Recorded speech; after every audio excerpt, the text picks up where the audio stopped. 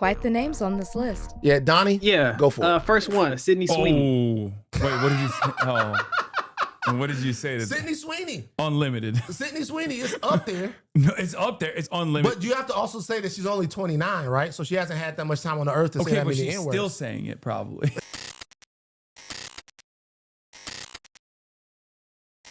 When I was forced to concede on that front, because it's like, you're only as white as white people see you. Right. Like as a part of the in-group. And actually, this is something I talk about with respect to Jewish people in America quite a bit recently, because the conversation on the right now is whether or not Jews are still white. And the conversation on the right now is whether or not white people are still white. Well, there's that part of it, because you have the Nick Fuentes, the Myron Heritage Gaines, American, the Heritage American Fresh and situation, Fit. yeah. But then there's also the other side of that story where, like, Nick Fuentes will, on the one hand, be like, I'm ethnic because my parents are, one of my parents is Mexican. But then also on the other hand, he's like objectively a white supremacist who said like miscegenation is akin to bestiality, right? Mm-hmm. So he's that person. But then also on the other side, they are arguing on whether or not Jews should still be considered a part of the in-group in general. Because whiteness is a socio-political construct. Right. It's just defined on what it isn't. And what it isn't is black. It's proximity to blackness.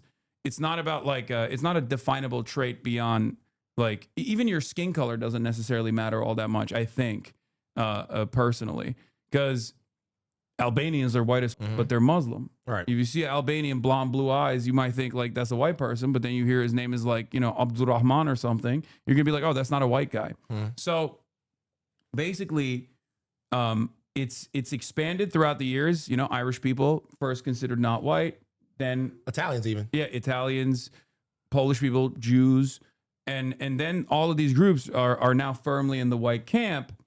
And I guess the last version of this, the last group to come into the white category is Hispanics, broadly as a term, right? And we saw that reflected in the voting patterns as well, with people who were voting for Donald Trump and identifying with this whiteness, and now it's shrinking a little bit potentially. Well, now there's a course correction happening. So America is the country where the concept of whiteness was perfected, right? And so in these other countries that we have, like even the idea of the nation itself isn't that old, right? It's not that old of a thing.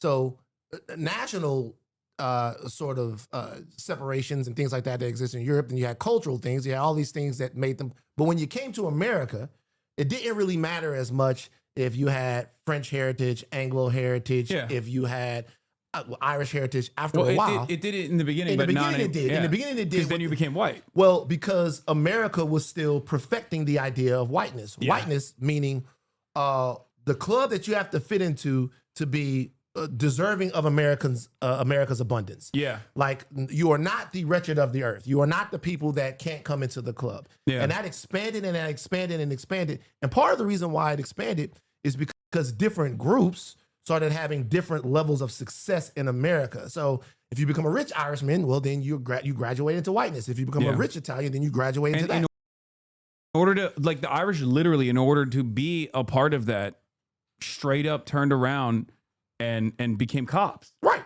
They became brazen. They had to sort of validate their existence in the country. Yeah. The only people who are never going to be a part of that construct are black people. Yeah.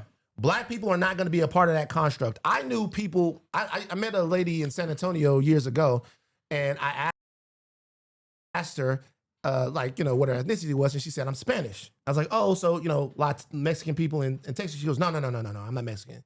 She's like, I'm Spanish. Meaning, exactly. Like these people I'm European. I'm European. Like I'm European. Like I'm Spanish. I'm like, oh shit, I'm starting to understand that. So there's racial, culture, all these things, but blackness is really defined.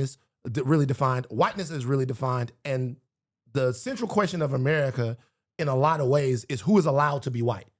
Yeah, and how that expands. Yeah. Now, it used to be that question was asked with an expansionist attitude, like who do we let into the club, smoky room, cigars, all of that. Now they're going, too many people came in. Yeah, we're trying to shrink it now, and even amongst the white people. Yeah, the question becomes now, are you a heritage American? How far can you trace your lineage back? The crazy thing with that argument, I'll put a pin in it after that, is no white person that I know and hang out with, not one of them, can trace their lineage in this country as far back as I can. Yeah. Not one of them, not one white person that I know we go back all the way back. Like, a lot of my people were here before the country was founded. Yeah. So like, it's a weird dynamic to establish if it has any intellectual consistency. Yeah, it's like the Trump versus AOC equation. AOC's family from Puerto Rico has had deeper roots to the American mainland than Donald Trump has. Donald Trump is what, 2 generations removed from being in Germany. But if you ask people, Donald Trump is white, he's the president. Of course, he's a heritage American, he's a legacy American. Whereas AOC, well, she's brown, she's Latina, so like obviously she's less American than Donald Trump is. Mm-hmm. And that is the attitude, because it's still, I think, in the same way that people have evolved away from saying the N-word and instead say like thug or whatever, this is an evolution of instead of representing white supremacist values openly, as the permission structure has like shrunk. It's a way to reinforce that same exact dynamic without actually saying it. Right. But it all still comes back to the same thing. And yes, you're absolutely right. Obviously, as I talk about all the time, whiteness is defined by what it's not. Right. And what it's not is black. Right. It's about proximity to blackness. It's the one drop rule. It's like, there's a reason why nobody thinks, Obama is another white president. Mm-hmm. They say Obama's the first black president. Mm-hmm. And that's because Obama is half black. This is some of the stuff that I love about Dr. King, because Dr. King has become this genteel Jesus figure that America has. Well, the whitewash version of the Dr. whitewash King. version of him, right? That America has used to extol the virtues of whatever. But Dr. King was a genius, and he was direct in his criticism of America. In his criticism of America economically, socially, and politically. Even when you look at people would ask Dr. King, there's one clip where he talks about the Homestead Act and the millions and millions of the acres of land that were given to white peasants to settle so that America could expand during Manifest Destiny. When you juxtapose that with the conversation around reparations or the conversation around what black people are owed for their time of disenfranchisement and enslavement in the country, it's always such an interesting conversation, because you have, on the one hand, you have people saying, well, we weren't allowed to participate in the economy for hundreds of years. And then for time after that, anything that we got was taken from us. And then they go, well, we should just give you anything for that. And then Dr. King went, well, you did. You gave white peasants millions and millions and millions of acres of land to settle the land. And you also gave them what was under the land and on top of the land and all of that wealth. And also beyond that, white people did get reparations. Absolutely, for slavery. For slavery. Yeah, so white people are the only people in America that got reparations for slavery. Black people never got it, even though it was promised, 40 acres and a mule. White people were given reparations for the loss of the loss of commodities, to refer to people in that way. So the critique is actually deeper. The critique is this, or the observation when you get deeper into it, is it makes sense to give, and this is the operating system of America, it makes sense to give millions and millions of acres of land to white people because we believe in whiteness so deeply that we know they're going to turn it into something beautiful. It doesn't matter what you give, what has happened to black people. We don't want a nigga having shit. And it doesn't matter if it's owed. It doesn't matter if it should happen. It doesn't matter what went on. There's no amount of anything that it denotes investment into black people, black America, or anything, because they're here to be under the thumb of American whiteness. Yeah. There's also the other side of this as well, which is like not that it's the main point, but white supremacy is such a powerful motivator. It's such a powerful galvanizing factor that it actually ends up causing white people to advocate against their own best interests. Certainly. And that is the side of this equation that a lot of people don't understand. Lee Atwater, famously in the Ava DuVernay documentary, she highlighted this. had talked about how the anti-welfare programs were actually the anti-welfare programs and the advocacy against anti-welfare was actually a concept of anti-blackness that white people got on board with. There's this difference in opinion that I have with some other people, though. I do think that people in positions of power that don't want to have any welfare whatsoever for the working poor, whether they're white or black, will utilize the divisive but very successful technique of saying, well, black people are taking advantage of it in an effort to get poor white people on board to advocate against their own best interests. Well, I think it's a tactic. I think it's a very direct. I mean, Hasan, the southern part of America chose poverty. Yeah. No, exactly. When confronted with even Obamacare, like they chose, like the southern part of America, they chose poverty rather than community or sharing or investing into this. The thing that I say even Obamacare, like there was 20 red states that had denied expanding Obamacare at the time. The real reason why was because they didn't want, the real reason was still obviously deregulatory. It was still at the behest of private insurance. But the way that they sold it was Obamacare is bad because Obama's doing it and he's black. It's for black people. Yeah, and it's for black people. And the Obama phone, like all this other phones, shit. Obama card, all of that stuff. Yeah. The way to make people turn on something that can benefit them is to play to their inherent bias and the American dogma of who should be winning in this country. The moment, telling you, man, the moment somebody starts to come up that's not the chosen group of the country, the people that wield the power go, look what's happening. Look what's happening. All of your ancestors were on the Mayflower, and these people came over here from Expo 1984, and they're taking all the jobs. Yeah. They're taking all the jobs. They came up from the border, right? And they're taking all the jobs. Like the stuff that was meant for you is now going to them. Help us stop it. Don't worry about the fact that you're going to fall off the subsidy cliff, right? Yeah. You're not going to be able to go to the doctor. Just, pray to President Trump. Maybe look at how cure your glaucoma. Look at how white people live in like West Virginia. There's no county, worst county in the whole. Yeah, there's no fucking access to healthcare whatsoever. Like rural hospitals are pulled out completely. They're drop shipping healthcare from organizations that normally work in like underprivileged parts of the world, like Africa, where they go to West Virginia and open up dental care in a fucking stadium. Like they have philanthropic organizations working inside of the wealthiest nation on the planet where a fuck ton of white people live, right? And people still don't get it. People still don't understand it. And they still lean into the racial narratives where they think like, oh, the undocumented migrants are actually stealing from me. It's a very successful method. And I don't know how to really tackle it, but I guess there's you continue to have the conversation with America. You have it in good faith and you have it bold and you have it bravely. That's all you can really do.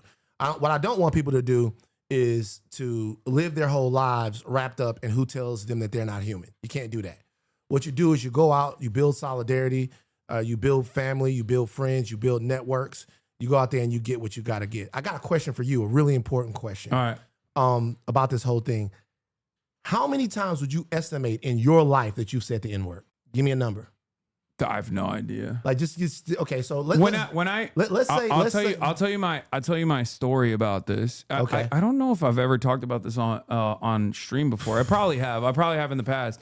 So the chat. Me and my in the chat. I want y'all to put. They're saying he has numbers in the chat. How many times? No. It's more than you would think. Hold on. Well, let me explain. All right. So growing up in 1,200. Growing up in Turkey, I was obviously fascinated with American culture, which is black culture. Oh shit, okay. Exactly. Bro, 50 Cent. Okay, you want to know what the Jay-Z? No, it's even lamer than that. Who? How attention economy goes? I know. Hold on. I'll do it. I love that this is a community here that everybody helps out. Okay, so it was now. Talking about how many times I said the N-word? Yeah, just go for it. I know people are gonna fucking cancel me for it. I'm not gonna say that. They'll cancel you for it. They'll be like, "Oh, you're making light of." No, they won't. We did a whole game on higher learning. All the wokes.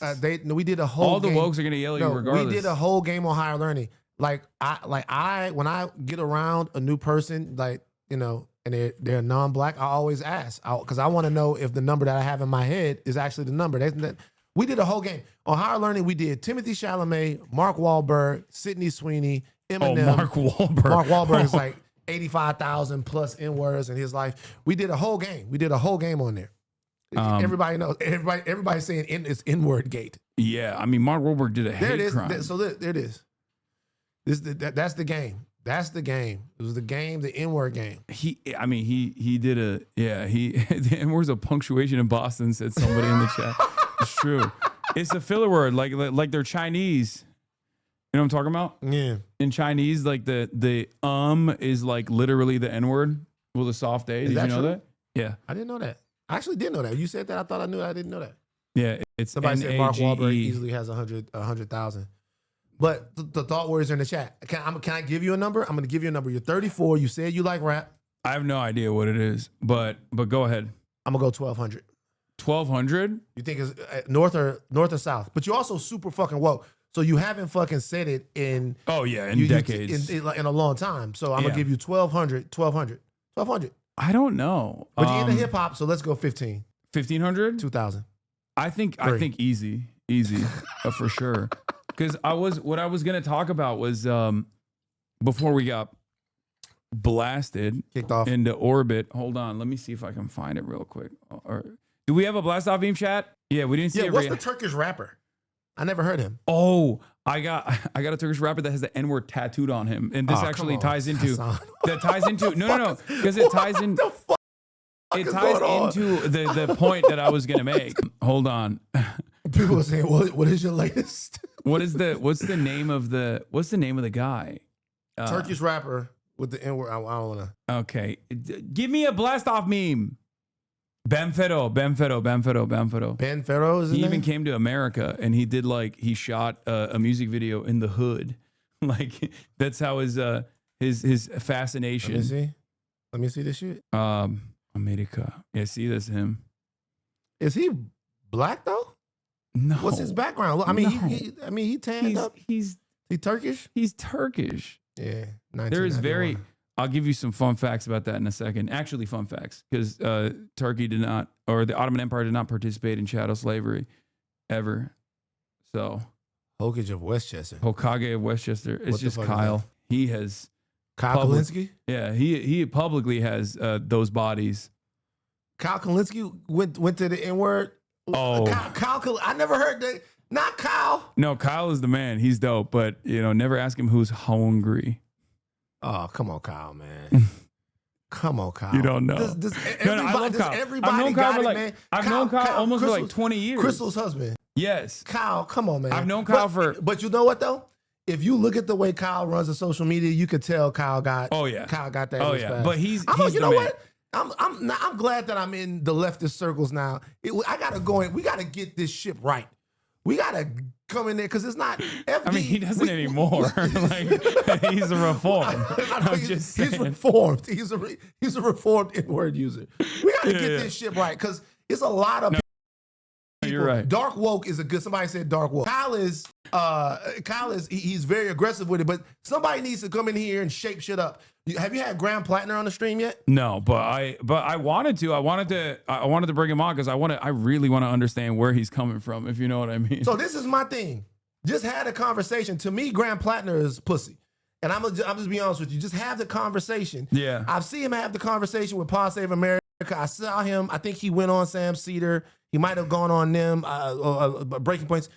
If you got the shit in your past, just talk to some black people about it. There's really a lot of solidarity that's being borne out on the left, but there's still this thing that happens. I agree. That's this racial line and division where it doesn't seem like everything is all the same. I'm not talking about essentialism. I'm talking about community. You want to see it? He doesn't delete it either. Oh, come on, Kyle, man. From 2011. Come on, Kyle. It's what the fuck is Kyle doing? That's why everybody in this community knew immediately when I said the word hungry. Kyle, could you at least delete it? No. I think he does. It's a testament to like his, he's like apologized for it. Obviously, he doesn't do that, but he's saying like he doesn't delete it because I think he wants like people to know that, but not in a weird way. Not in like a yeah, no, but more in like a I'm atoning for it, and I'm not gonna hide that I did this wrong thing kind of way. All right, just take take the shit off. Like we don't need. Oh, yeah, I fuck sorry. with Kyle. No. I fuck with Kyle, but like to me, I look at this and I'm like, I don't get hung up over this shit anymore because I know everybody likes to be whatever. But I do like to make people uncomfortable by like talking about how many times they've said it. It's fun for me. I'm super You don't give a comfortable. fuck. Yeah, You just say it all the time. yeah, all the time. It just rolls off the tongue. Yeah.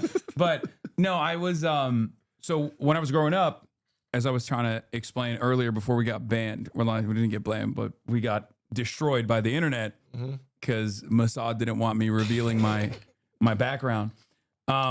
So what happened is both myself and my brother and some other people that were in our orbit that were like really fascinated with American culture. What's American culture? It's black culture. There's no black American culture is the biggest export. Yeah, there's no American culture without black culture, right? So like we did not learn anything about the history or anything like that, and we would just we thought it was cool. Y'all was little Saint lunatics in Turkey. And the other side of this, the other Band-Aid? Yeah, so I wore a Nelly Band-Aid to school one time, but nobody fucking knows who Nelly is in Turkey. So they were like, "Do you have a zit that you're hiding?" Right. And I had to take it off in shame. There you go. And like by first grade, by first class, I was like, oh yeah, I had the extent. I had the Echo Unlimited dragon pants that had the dragon that went all the way. It's too much. Oh no, it's too much. Oh, I went all the way. I question everything now. I went all the way. Yeah, but to be fair, I did it in Turkey, not in America, so no one knew what the fuck it was. So as soon as you got into America, you de-nigga-arized yourself. You was like, no more. Yes. Not as soon. No, What high school did you go to out here? I didn't go out high school here. Oh, okay. You went to high school in Turkey. I went to college. College was my first time living in America. What college? University of Miami first. Oh shit. And then after University of Miami, Rutgers. And it was my sophomore year where I had a black friend who pulled me aside and was like, no, literally, he pulled me aside and was like, listen, I know you're a little foreign. Because at this point, I'm like, 2 years in. I'll tell you how this conversation. I'm 2 years in. This conversation happened. This was the conversation. I'm really, hey, Hasan, I know you're not from around here. Yeah. I don't want to have to fuck you up. Chill. Let's go to the calf and eat. I think it was more like he just, like he really liked me and he didn't want to like defend that to his friends. You know what I mean? Where he was like, this is not good. This is like very hurtful what you're doing. And I straight up was like, oh, okay. And then I never said it again. I was like, that's it. All right. Well, I didn't know. I'm so sorry. It was very embarrassing at first. Cause like I didn't realize, you know what I mean? And then I moved on from it. Is this documented anywhere? Are your tapes gonna drop? Because if the tapes, if they was gonna come out, they probably would have got you last year at the height of everything. Last year, I've had Nazis up my ass for the last 10 years. They were got me a long time ago. No, there's no N-word tapes at all. Okay. But that's because that's like many years past that point. You know, I was already. What was your biggest surprise, shock about America, like when you got here? Oh my God. I was fascinated by America. Like I was one of those guys. I was a Marabou.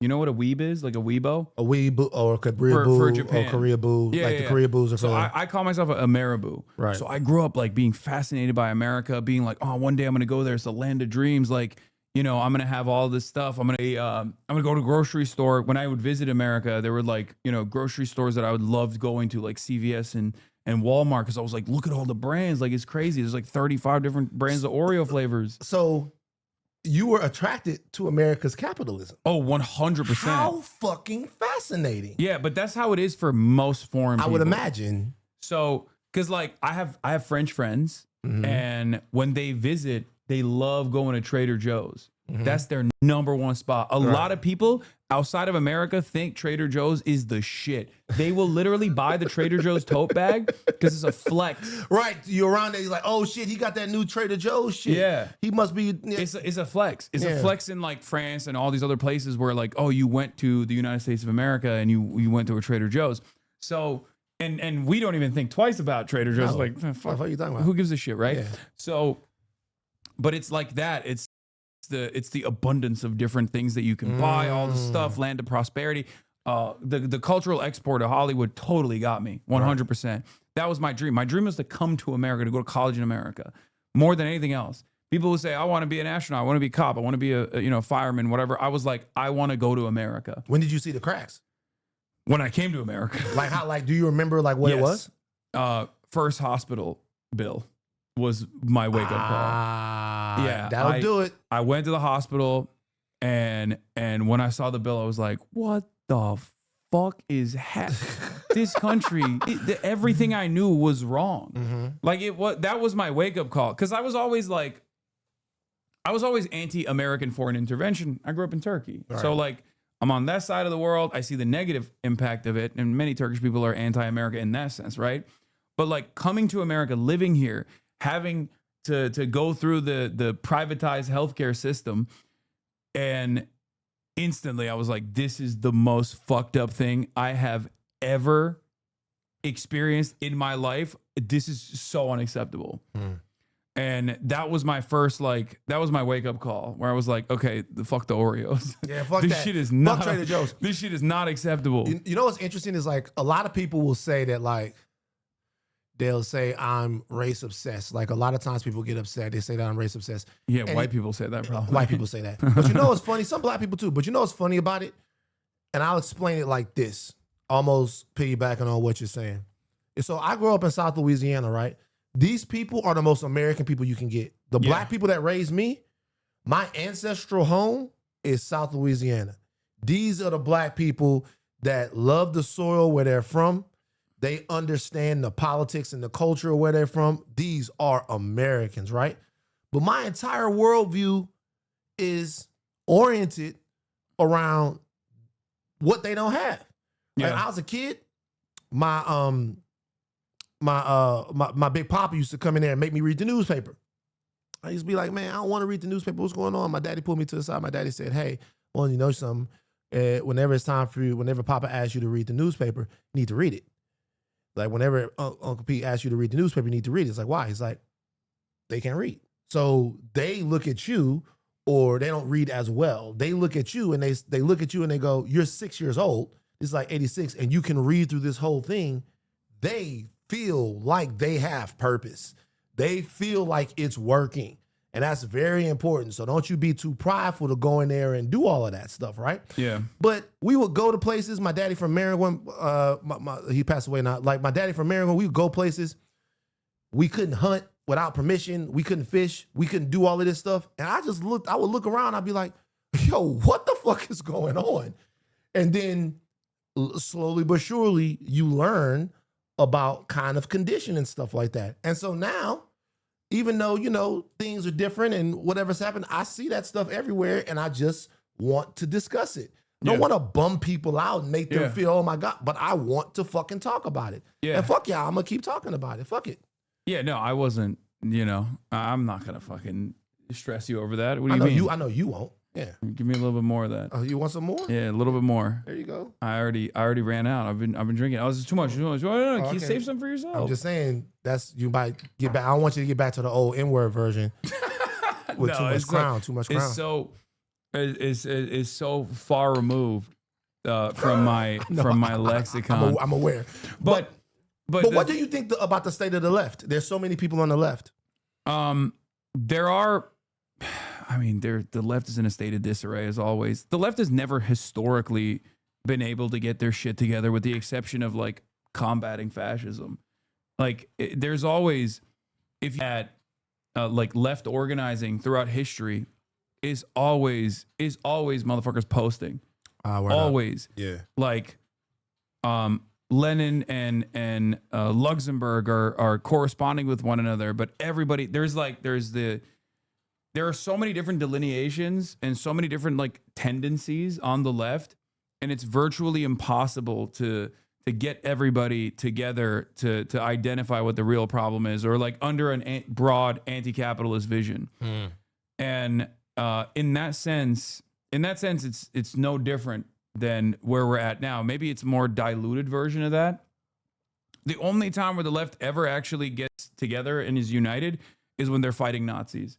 That's it. There's no other when they're combating fascism. Yeah. There's no other like uniting principle. There's no like anti-capitalist umbrella that everybody gets under where everyone is consistently arguing with one another and also considers it to be, with the exception of united fronts and popular fronts and things like that, they consider it to be like a good thing even. They consider it to be a solid approach because then that's how you, through that self-criticism, you arrive at like the purest form. And I don't think that's how human beings work. It's one of my biggest frustrations in the modern left. My daddy used to call, my daddy said that I had dragon disease when I was a kid. And, you know, you would think that that was something, you know, on your dick, but it's not. My daddy said that I had dragon disease. He said that like, what do knights do when they're not slaying dragons? He would be like, what are you going to do when you're not slaying a dragon? He's like, you always got a cause. You always got something. And these weren't causes that like were just like always about social stuff. Sometimes these would be like, ah, man, I got to make the baseball team. I got to make this. I'm always going. He was like, what do you do when there's not a cause? Like, how do you build just on a regular Saturday? He was like, it's not going to be a dragon there every time you need to get better. And then sometimes that's how people are. That's how people coalesce. They coalesce around things that breathe fire and not just, you know, around other people and shit. Yeah. But as far as that goes, like also liberalism is hegemonic. It is so domineering. Everyone, even like right wingers who are like, oh, fuck liberals or whatever, like they're still liberal in the political theory sense of the word. And like liberal democracy types. Yeah. Like they are individual rights. Yeah, they're liberal, they're liberal capitalists. Right. So that attitude is so the pro-capitalist attitude is so dogmatic that there is a big dragon there to slay, but yet people still find time to attack one another, even though that should be the highest priority. But you can't see it though. So the deal is, we just looked at Marty Supreme. I'm like, you know, I want to go see Marty Supreme. You can't see it though, because everything is oriented around participation in that system. So it will be, it will be difficult. Like, I mean, it's difficult for like a shark to criticize the water. Yeah, like there's no way to exit it. There's no way. That's why leftists will say like there's no ethical consumption under capitalism, because it's impossible. The phones that we have conflict minerals inside of them extracted in the Congo by, you know, children. Yeah, it's virtually impossible to have a completely ethical, sustainable mode of existence under international capitalism. And so sometimes people pick and choose, and they choose like what to attack, where they'll choose, because that is so prevailing and so domineering, people will just go, well, you're a Twitch streamer, you're on an Amazon-owned platform. It's like, okay, the alternative is virtually impossible. If my goal is outreach, if my goal is awareness, if my goal is to instill class consciousness in people, I can't, you know, design my own platform, because the platform that I would design would run into still that exact same issue, which would still have to rely on AWS, Amazon Web Service, the cameras, the computers. Yeah, it's still Amazon. It's just like virtually impossible. The rare earth minerals, and all of this stuff and all. Yeah. So I try to explain to people like that you have to work within the confines of availability. You have to organize around best principles, do what's right, try to do your very best, to put your best foot forward, but then also simultaneously understand that like the people that you're talking to are not going to immediately assume that you're morally righteous. Mm-hmm. And you have to be more understanding of their background, of their social conditioning. I think one of the big problems with the left is we very quickly cast aside people who might actually be people who might actually become open-minded, people who might actually change their minds. The Purity Fetish and the Crisis of Western Marxism. I wanted to plug a book. Okay. Because somebody plugged it on Sam Ceder's show, and then I read it. It's actually more of like a little pamphlet. Talks about exactly that. Give it a read. Give it a read, guys. Okay. Yeah. But no, you're right. Can I say something else? Yeah, go ahead. What do you think about not making a moral argument? How many times do you think Sam Ceder said that word? Sam Ceder? Yeah. So Sam's he's nearly 60. So Sam's nearly 60. He was an actor for a long time. Grew up in the city of New York, which I said on the thing. I'm gonna give Sam Seder. I cannot see the words coming out of his mouth. To be fair, I can't. Because I can't either, bro. And it's weird because like the only words I hear when I see Sam Seder, see the way he says it. But he grew up in the city of New York. No, Did he he not? grew up in Worcester, Massachusetts. Oh shit! No. How many Sam, bodies is that? Sam, How many bodies is that? Sam, Worcester, Mass. Sam at his age, we gotta put Sam at 5. 5K? 5K. But he hasn't said it in a long time. He got to 5K. So we got to put Sam at 5K. Does it get deleted after like a decade? Is there like a like this can be deleted if you was a hoe all the way up to 25 and then you stop for 10 years. You're pretty good. Yeah, I think he's good. But you got to think of these rooms. I didn't even ask that for Sam. I was asking for myself, really. I got to put. It's been 2 decades, so I'm good. The statute of limitation is out. Let me ask you this: do you think that it makes more sense to make an efficiency argument over a moral argument? Let me tell you what I mean. So, my morals are I look at things in a very distinct way, but I'm a bleeding heart though. So I like walk by people on the street that are having a tough time and I get like sad. Yeah. And then I sit in the car and I think, why that person? Or something happens, I see a kid that's sick and I go, who makes the decision from a universe standpoint that kid has to live their life with leukemia? And I get all down and it lasts for a long time and all of that shit, right? So I get that I'm sensitive in a way, not more moral, but that things affect me in a way that they don't affect other people because I'm not about to moralize with anyone. But healthcare, the idea that you should not have to go broke because you get sick, I just don't think that there are that many Americans that are on the other side of that issue. I think that they are getting politically whipped into shape by a lot of different things. But I just think if you sit down and you ask someone, fuck the right to freedom, the right to healthcare, the right to housing, the right to all of those things. I believe those to be moral issues. But if you just ask the majority of people, do you think that your country is working right if you go broke because you got sick? And I don't know how to make that case to people without coming off like a bleeding heart or moralizing to them or getting to the point to where you're such a sore there's thumb. definitely an efficiency argument. Bernie tried to identify it as well. The way I tackle it is this is a middleman that is expensive. That Somebody is said, or costly. your kids get sick. That's for sure. Yeah, no, the whole point of it is it goes back to profiteering. Right. This entire industry does not need to exist. And it doesn't exist in many other countries, or is very limited in many other countries where it's heavily regulated by the government. So the entire industry of private healthcare is an industry that is an unnecessary middleman that is unimaginably costly, and it has no investment or interest But driving up your prices. in lowering prices. Yeah, Exactly. it's driving up your prices. So it's just driving up the prices. And not only is it driving up the prices, how is it making money? Mhm. It's making money by denying you healthcare. Right. So when you explain it to people, like it's making money by taking money from you and then refusing to pay it back when you need it the most. So when you explain it to people like that, if you want to make like a more logical argument, that is the argument you can utilize.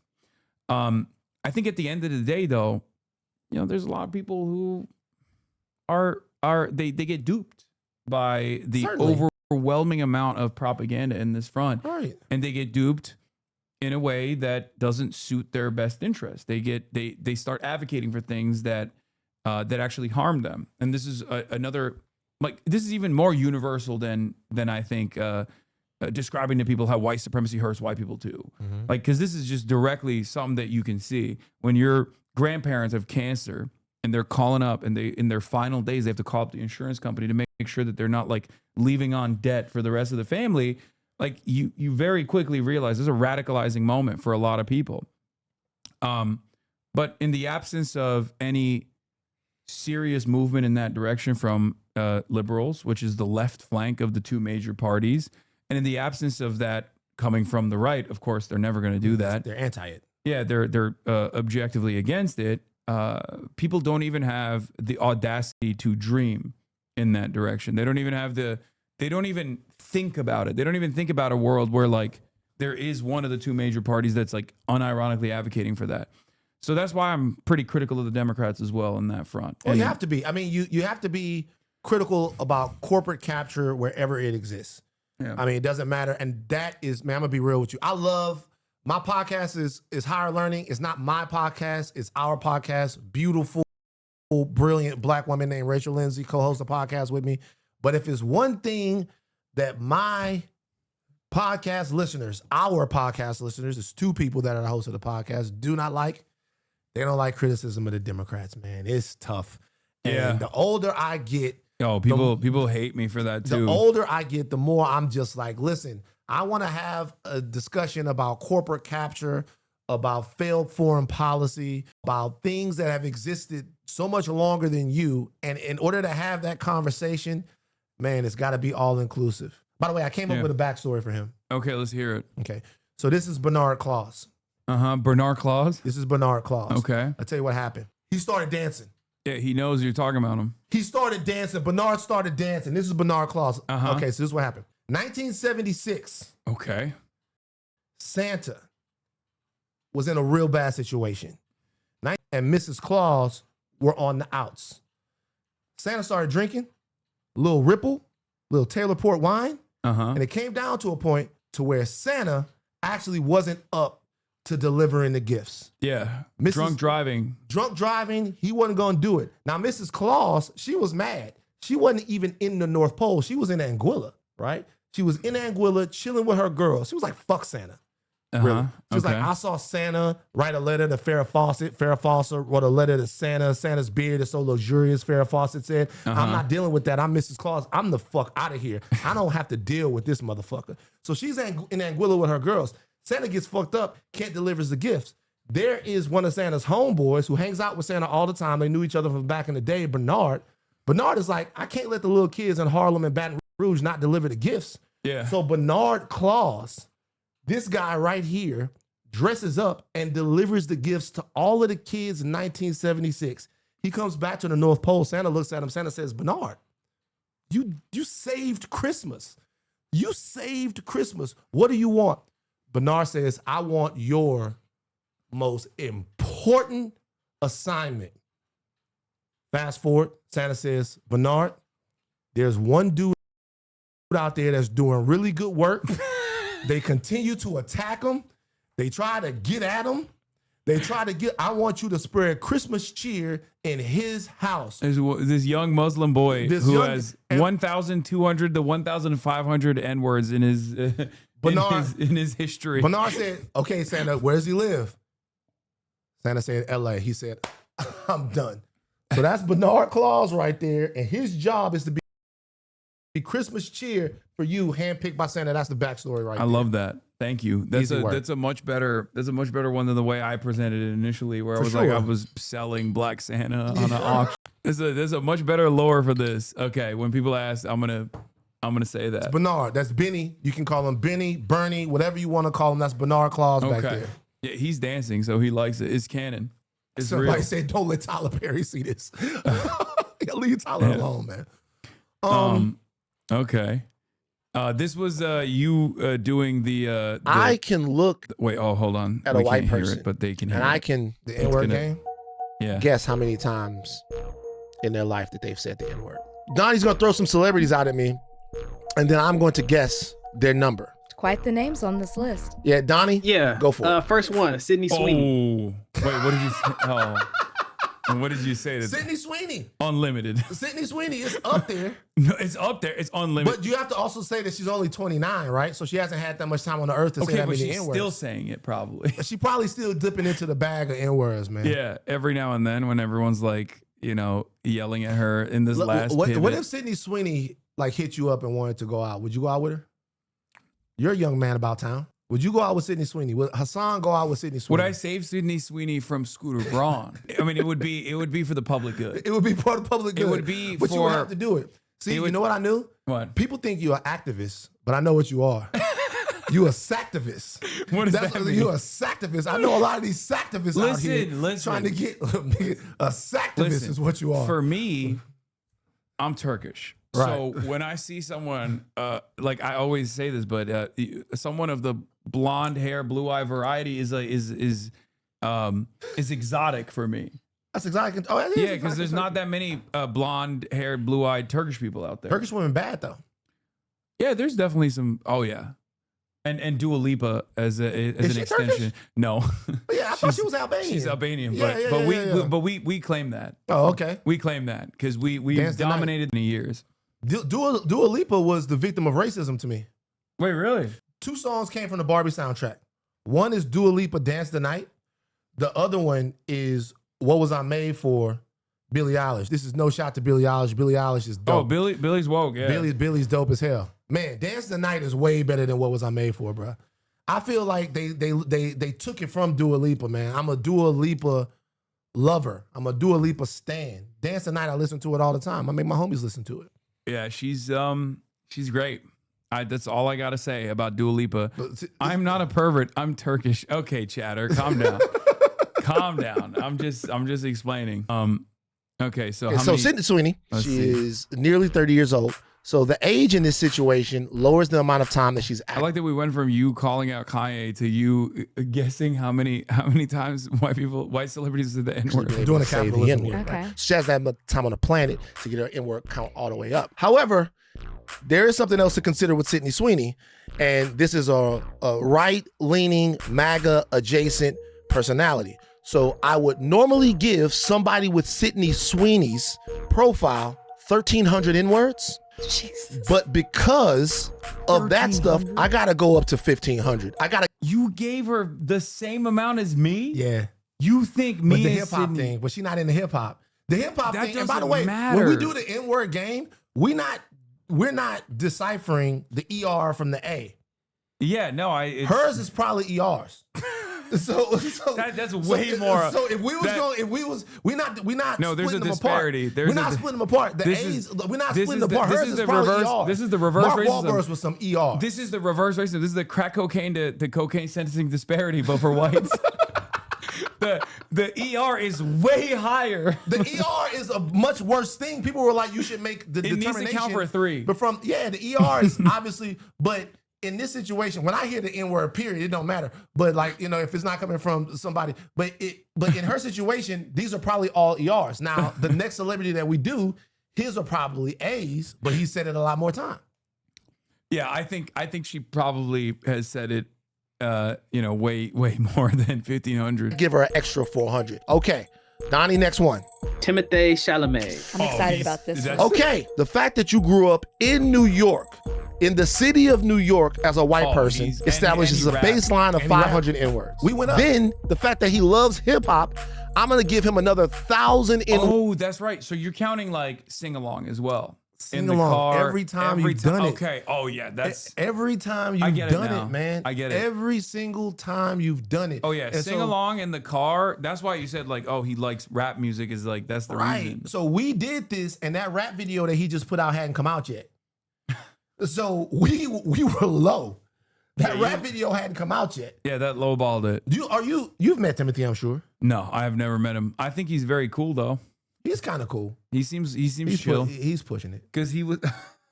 you think he's He's pushing it. He's He cool. He peaking? cool. he's I peaking? fuck with him, but he pushing it though. I see what you mean by that. Yeah, it's like just be cool. You know who cool? Leonardo DiCaprio. I don't agree with that. Okay, why he not cool? He Why you don't well fuck with Leo? for me Chicks?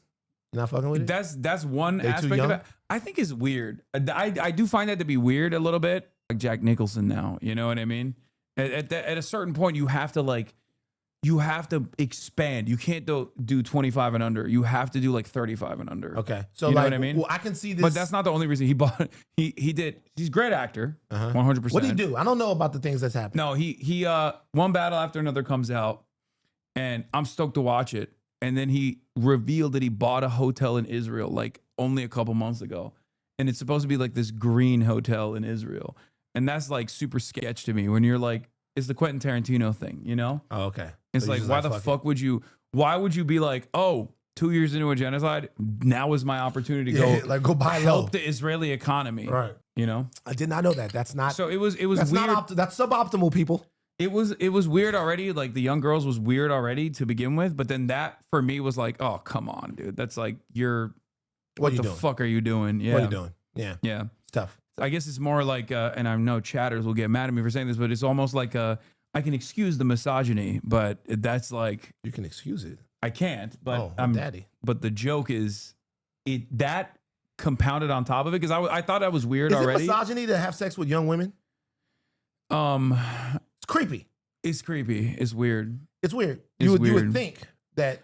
Like I don't know. I'm 34, and What's like, the youngest girl you would date? what's the youngest girl I would date? What's the youngest? What's the age cutoff? Is 25 plus. 25 plus. That makes sense. Because I feel like What's the youngest girl you could date? even We if haven't you're- even talked about Epstein, by the way. But here's the thing, Is he on the chat? and I wonder if you will agree with me on this, because you're a boomer like I am. This is old. Unk Talk. This is Unk Talk. Yeah. Zoomers always do age gap discourse like crazy, where they'll be like, "Oh my god, this person was." We got 20. kids at the office that said a 29-year-old shouldn't date a 23-year-old. Relax. Yeah, so there's that aspect of it. But from what I think it's situational, first and foremost. But I have one principle that I stand on, which is once a lady is 25 years old and their prefrontal cortex is developed, at that point, it's not like, you can't say that there's age gap discourse of a 25-year-old woman and an 89-year-old man. If anything, the 25-year-old woman it knows exactly what they're doing with an 89-year-old So man. you're saying 25, after 25, we gravy. Everything's cool. Yeah. So, and Leo is like, obviously some of these girls. And he's are- doing under 25, Yeah, like he's doing, like- deliberately, which yeah. I think is very weird. That's tough. I find that to be strange, because It's it's like, what are you guys going to talk about? Yeah. What Yeah. are you talking to her about? You know what kind of question though? It's like that. If we're gonna set the discourse or set the terms, like what are people gonna talk about is always a weird. Well, they talk about whatever, right?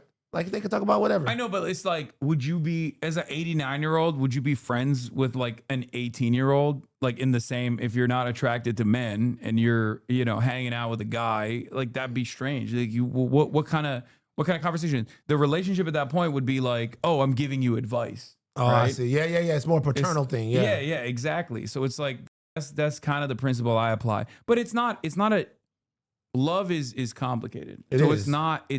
it's never, it is definitely still situational. It's Yeah. never like a Bill a Belichick is in love. standard. Okay. Bill Belichick is in love. That's real love. That's cool. Where is this going? I have no idea. I don't know anything about Bill Belichick. Do you know who that is? Oh, Bill Bill Belichick. Yes. Do you watch? You watch football? You a football fan? Not really. No. What I sports didn't- are you into? I Basketball? don't really. I mean, I kind of am into basketball, but like, I don't even have a team. Like, I love LeBron. I definitely, people accuse me of dick riding LeBron, but I think that's like, People are saying you don't watch sports. yeah, I don't really watch sports. No, I watch a lot Now of listen. anime. Now, can I tell you something?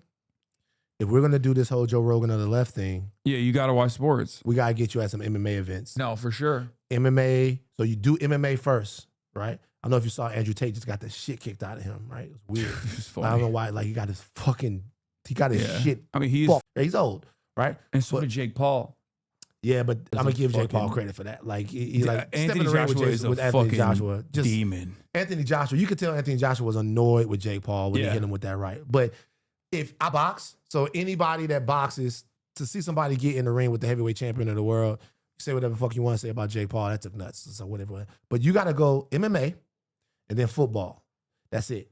You don't even need no other sports. MMA, football. You can start going out. We're gonna get Dana on the phone. I You're don't gonna even come know out the there. rules of football. I watch MMA sometimes. Like I watch the fights every now and then. Yeah. But I'm not like a big MMA fan in general. I'm not But either. the problem with MMA is, I feel like the more people survive in MMA and have a career, the more they get hit in the head.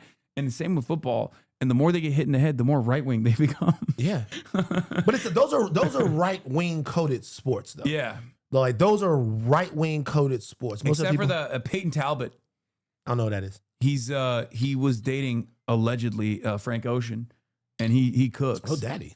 Yeah, he was.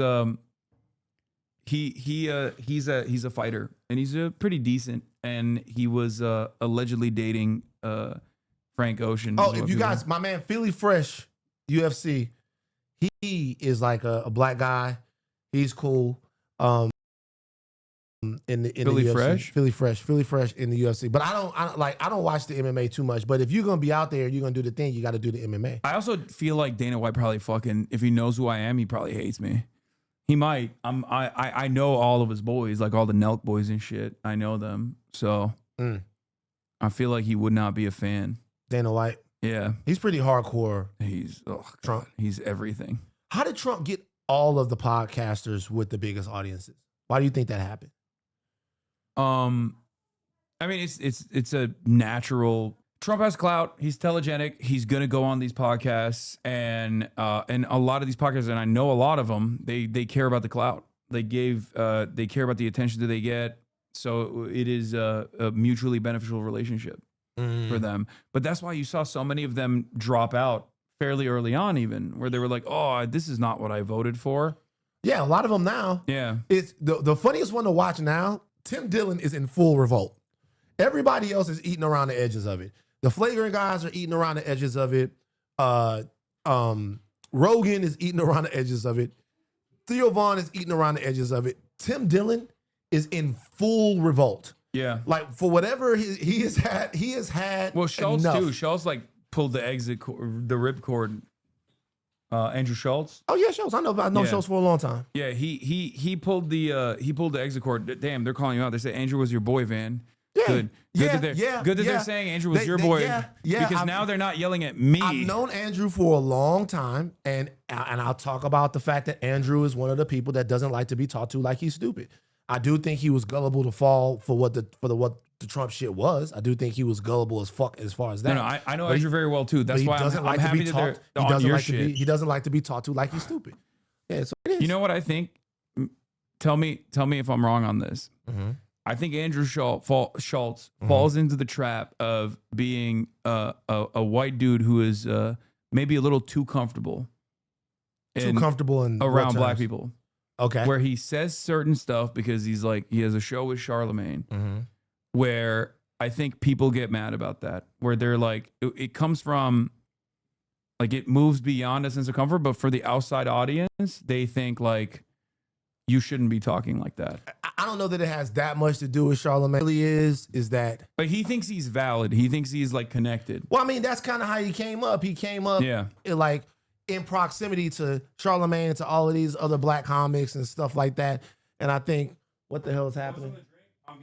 Oh, okay. I think that sometimes that gets in his head or whatever. But like when Andrew's really white, he's like really, Oh yeah. really. Yeah, he even had the fucking Luftwaffe haircut like a airplane pilot in 1938. But not so Germany. to the point, in my opinion, to where he is going to support a bad idea when he knows it's a bad idea.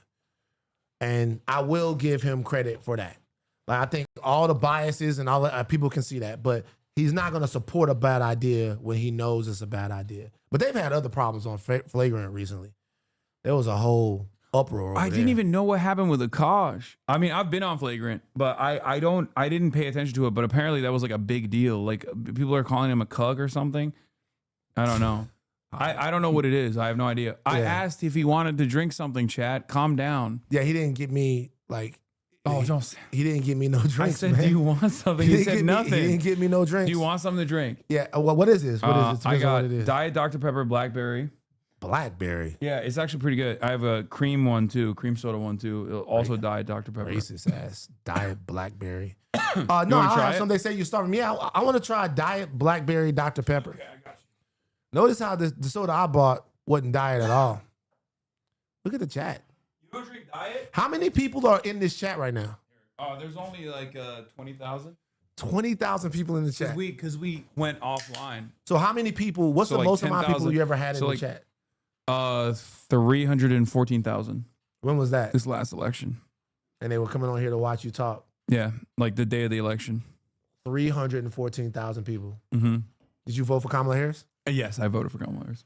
But I didn't. Just say it. No, but I didn't say it until far after the election because I was like very critical of Kamala Harris, and I did not want to endorse her, and I stand by that for sure because I think it's I think that they completely fucked it up. They completely fucked up everything in the election. My criticisms of Kamala Harris were fairly prescient, and that's part of the reason why there were so many people writing in the mainstream about like all the things that I was warning about ahead of time. I mean, I never was like, oh, you should vote for Trump. Like, that's fucking insane. I always communicated to people that like you should not vote for Trump, no matter what you do. But I couldn't get myself to openly be like, I love Kamala Harris, you should vote for her. And I stand by that. Yeah. I think it would have been unprincipled and it would have been fucked up if I straight up celebrated or urged people to do that. So you think celebrating a black woman is unprincipled? Yeah. Yeah. It's because of my racism. There you go. No, I think. See how easy it is to do? Yeah. See how easy it is to do? I could do that easy. I could play that game all day. I don't play that game. Look, I understand. I think any criticisms of Kamala Harris are basically baked in criticisms of that wing of the Democratic Party. And I think that rather than people get mad and get into attack mode over those criticisms, it would be better to have conversations with those candidates and with the party about those criticisms and about how they grow from them and do better moving forward. Because obviously there are so many things that would be different right now. If Kamala Harris, you wouldn't have people getting pulled off the streets. You wouldn't have. It would nowhere. Of course, it would not be as bad as it is. It's not even a question. But But I also mentioned that as well. They kicked us on at the DNC. Yeah, that's true. They did. They did kick you out. What? Yeah. So the Kamala campaign actually was pretty sweet on me initially. Oh. And they invited me to the DNC, even though the Democratic Party itself, the DNC itself, actually did not want me there. But I'm pretty sure the Kamala campaign actually like actively petitioned to bring me there. And then they revoked my credentials the last day. But it was cool because like who revoked your credentials? The DNC finally was like, DNC, Jamie? Why'd they do this? Oh my God. You don't fuck with Jamie? Just talk your shit, man. Who cares? No, I always do. I mean, they even didn't do this. What I was like talking shit about Obama. Like they were actually pretty. They were pretty open about my criticisms of Obama. Hold on for a second. Yeah. You talk shit about who? Barack Obama. Barack Hussein Obama. BHO? Listen, he's my people as well from what that are you talking about? How could you fix your mouth to talk any shit about BHO? Sorry. If you're doing drone warfare and you're not punishing the Republicans, he never did that. They made that up. I don't know if you saw that. Did you see that report? Up. Wait, what do you Did you see that report? What report? None of that ever happened. No drone warfare. Not one. It was a right-wing hoax. Yeah. It's like, you know how Trump says that the A-Files was a hoax? Yeah. None of that happened. So yeah, totally. It never happened. It was a right-wing hoax. They made it up. Or he actually did criminally prosecute. He closed Guantanamo Bay. All of that stuff happened. He actually did criminally prosecute the previous administration for doing torture, all that stuff. Because like, for me, I'm very understanding. Like there is obviously a lot of good there, of course, but my criticisms are the same as anyone else on the left. It's just like, you know. Let me ask you a question on the this. surge in Iraq, all this stuff. Like all of this stuff. Let me ask you this, and let's all as people legitimately and honestly contend with this question: how good, by leftist standards, can an actual electable American president be? This is not good at all. In any way shooting any bill. You guys, if you listen to Higher Learning, I've said this before. I'm all over Obama and all of that stuff. Like I'm not in any position. I've said this before. If Bernie Sanders in 2016, by some stroke of God, Bernie Sanders took a long time to call it a genocide. Yeah, that, but also even beyond him and his own personal opinions about Israel and like his own setbacks on that front, Bernie Sanders would still have advanced American imperialism. If people think that Bernie Sanders would be like anti-empire of any sort without like being assassinated instantly, you're out of your fucking mind. So like, I understand all that. So I'm very open about this. I grade politicians on a curve. Like if someone is actually early on calling Israel's genocide a genocide, but you know they're sometimes iffy on other aspects, like AOC being a great example. AOC was one of the first congresspersons to openly call what Israel was doing a genocide. AOC also had this big heated battle with Marjorie Taylor Greene a couple months past. Marjorie Taylor King. Oh God, I'm not gonna say that. Taylor King is her name. Marjorie Taylor King. She's one of the biggest peacemakers. She's one of the most important. She reaches across the aisle. She actually reaches around.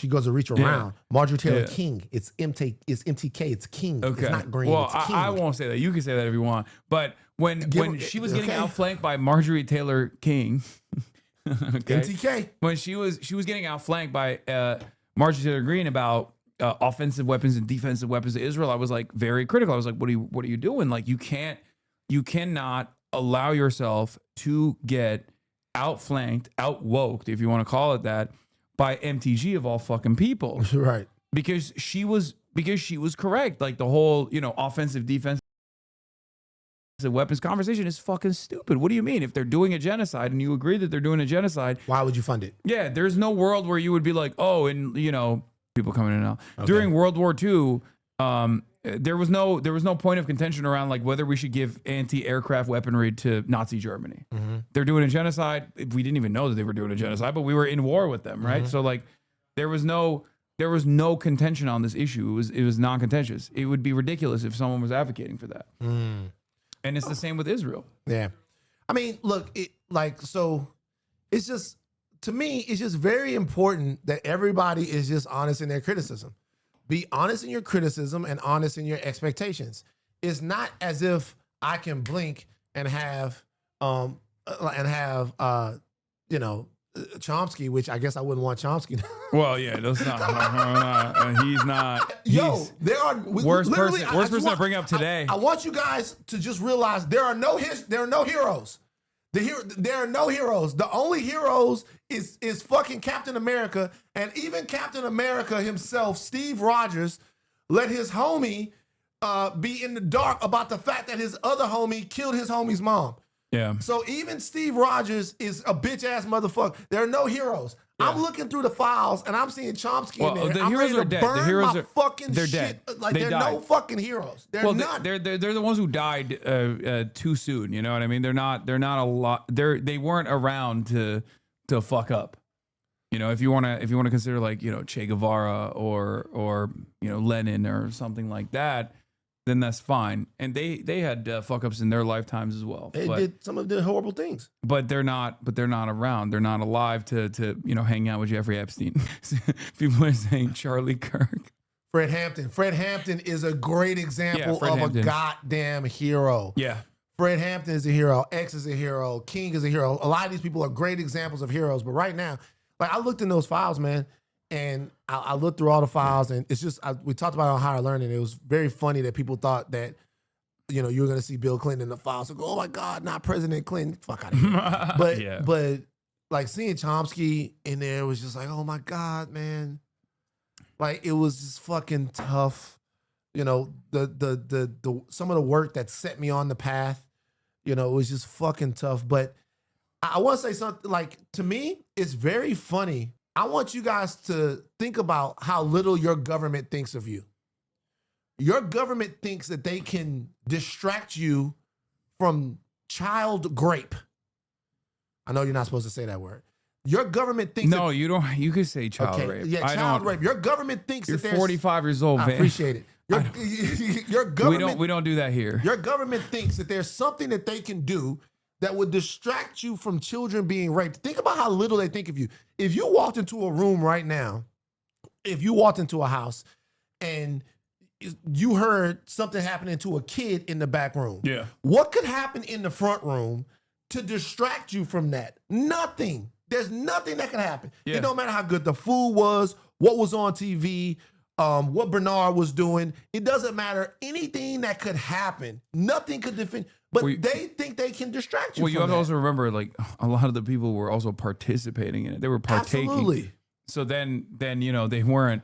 They didn't give a fuck that it was. There's email correspondence between Prince Andrew that came out formerly Prince Andrew. Now he's just like nigga Andrew now. He's just a regular dude now. He's just like Andrew from the up the street. Yeah, Lord Mountbatten. Yeah. And he was literally sending emails to Ghislaine Maxwell being like, "Oh, I need something to distract my mind. Like, do you have any inappropriate friends?" Like, he was just straight up saying, like, "Can you find me some minors to rape?" Absolutely. Like, how do you fucking, like, at no point do you just turn around and go like, "This is fucked up." Like, this is what I don't understand. if you are that evil, how is it that at no point in your life do you turn around and go, this is maybe this is a little fucked up. Maybe I shouldn't write this. What am I doing? They part of the pathology here is that they're doing it, but they're also getting off on the fact that they could do it. Yeah. And it all comes back to us. And when you look at the litany of things that were thrown at the American people in the last 2 or 3 weeks to try to distract them from a deep, I believe, intelligence operation, but also for sure a child pedophilia ring, right? They tried to use plaques in the White House and checks to the troops and Trump taking over the Kennedy Center and Susie Wiles in, what was it, Vanity Fair, or just Cash Patel. So much news, flooding the zone so much, thinking that there is something that they can put in front of you that will make you forget about the fact that the richest, most powerful people in the world were raping children. Yeah. And like, well, they really think that you're dumb or that they have captured you to that degree. It's profound. No, absolutely. But you want to know the saddest part about it is that it does kind of work on people. It kind of works on some people. Yeah, it does. Tough. Also, it's almost like it's the same principle behind like when people just like forget about every awful thing that, you know, is currently happening because they're like, oh man, well, I just got to worry about making money today. That's true. You know, that's how it works. Where a lot of people will then go back to, there's nothing I can do about all this stuff. It sucks, but I also have to survive. I have to survive, and the modicum, like the small amount of time that I have to myself, where I can feel like a human being, I'm just gonna drink some alcohol. I'm gonna go, you know, watch some TikToks and poison my brain. I don't want to like constantly have to think about it. And that is how, you know, capitalism works. Yeah, it works by bogging you down, Yeah. and putting your survival right in front of you, and then making you say, "Hey," and then also, it's so funny. They were like, Trump came out with this. You know, you saw he wanted to do literally the Hunger Games, right? Yeah, yeah. But you're already Fucking in the crazy. You're already in the Hunger Games. They already have you believing that you're competing for resources that aren't abundant, and so whatever you get, somebody else doesn't. You're in the Hunger Games right now. Yeah. Oh, did you see this? Speaking of which, Prem from Zateo says, "Okay, team, we have to delay more Epstein files again. We'll announce on Christmas Eve. Let's try to get through this news cycle quietly." And then Trump does this. Good. I'm fine. You sound so beautiful and cute. How old are you? I'm 8. Wow, so smart. You sound. The fucking shit. Wow. Wow. What timeline are we in, bro? What the fuck is going on? It's just, you know, I get what he was trying to do. I understand it too, but look at him. Yeah. Oh my God. We don't even talk about the Trump fall off, man. This is Hakeem Olajuwon with the Raptors. You don't even have it no more. They did this because like one of his best moments from Trump 1 was when he was like, "Do you still believe in Santa Claus?" You know, at the age of 12, I feel like it's, you know, and that was like a really funny moment because he was on it. You know, it's marginal at that point, right? At 7, it's marginal. And I think they did that so that they could just get him back on, you know, the good graces of all these people. And they don't realize that there's too much stink on him now. Yeah. Do you think that the prospect of a mutiny on the right is real? Do you think that they'll start looking to put Trump out to pasture, particularly if things go bad next year? They tried to do that. They tried to do that with Ron DeSantis, but the establishment flank tried to do that. And I don't think Trump is going to get outcasted by the old money Republicans. I think if there's someone that could potentially, maybe many years down the line, push him out, it would have to be like a Tucker Carlson. It would have to be someone who can like speak the same language, who's telegenic, who can hold the coalition together, but then also will tell the establishment Republicans and the big institutional donors that he's not a volatile figure in the same way Trump is, while simultaneously still giving that on-camera presence that is necessary to make sure that the base is still on board. So I don't think that anyone like JD Vance would never be able to like shank Trump. No, he he's doesn't not have gonna any change. charisma. Yeah, he doesn't have any charisma. Also, JD Vance has got the Gropers are a problem for him. Yeah. The But he's trying so hard. to not like directly like he called. No, he's trying to farm him. He's trying to be like, oh yeah, He you can't, know, he can't. He can't. His wife is Indian. Yeah, his wife is Indian. He's over. It's Yeah. done. Like it. He told Nick Fuentes to eat shit, and Nick Fuentes turned it on him. Yeah, so and crazy. said, yeah, I'm gonna eat your wife's cuisine or something. Yeah, like that's what he so, said. and it's and that is what the limit of Jay. It's. You ever watch Gremlins? No, I have not watched Gremlins. Is that fucked up? What is it? What's Gremlins? Remember, I grew up in Turkey. So the original Gremlins movie with Gizmo, you ain't never seen that shit. No. Where? So like, okay, so real quick. So if I I'm looking it up. I'm like looking it look up Gremlins. So the original Gremlins joint, like Gremlins, nah, not this, whoever this motherfucker is with a Is Z. it with a Z or it's with with a an S? Oh, okay. It's Gremlins with an S.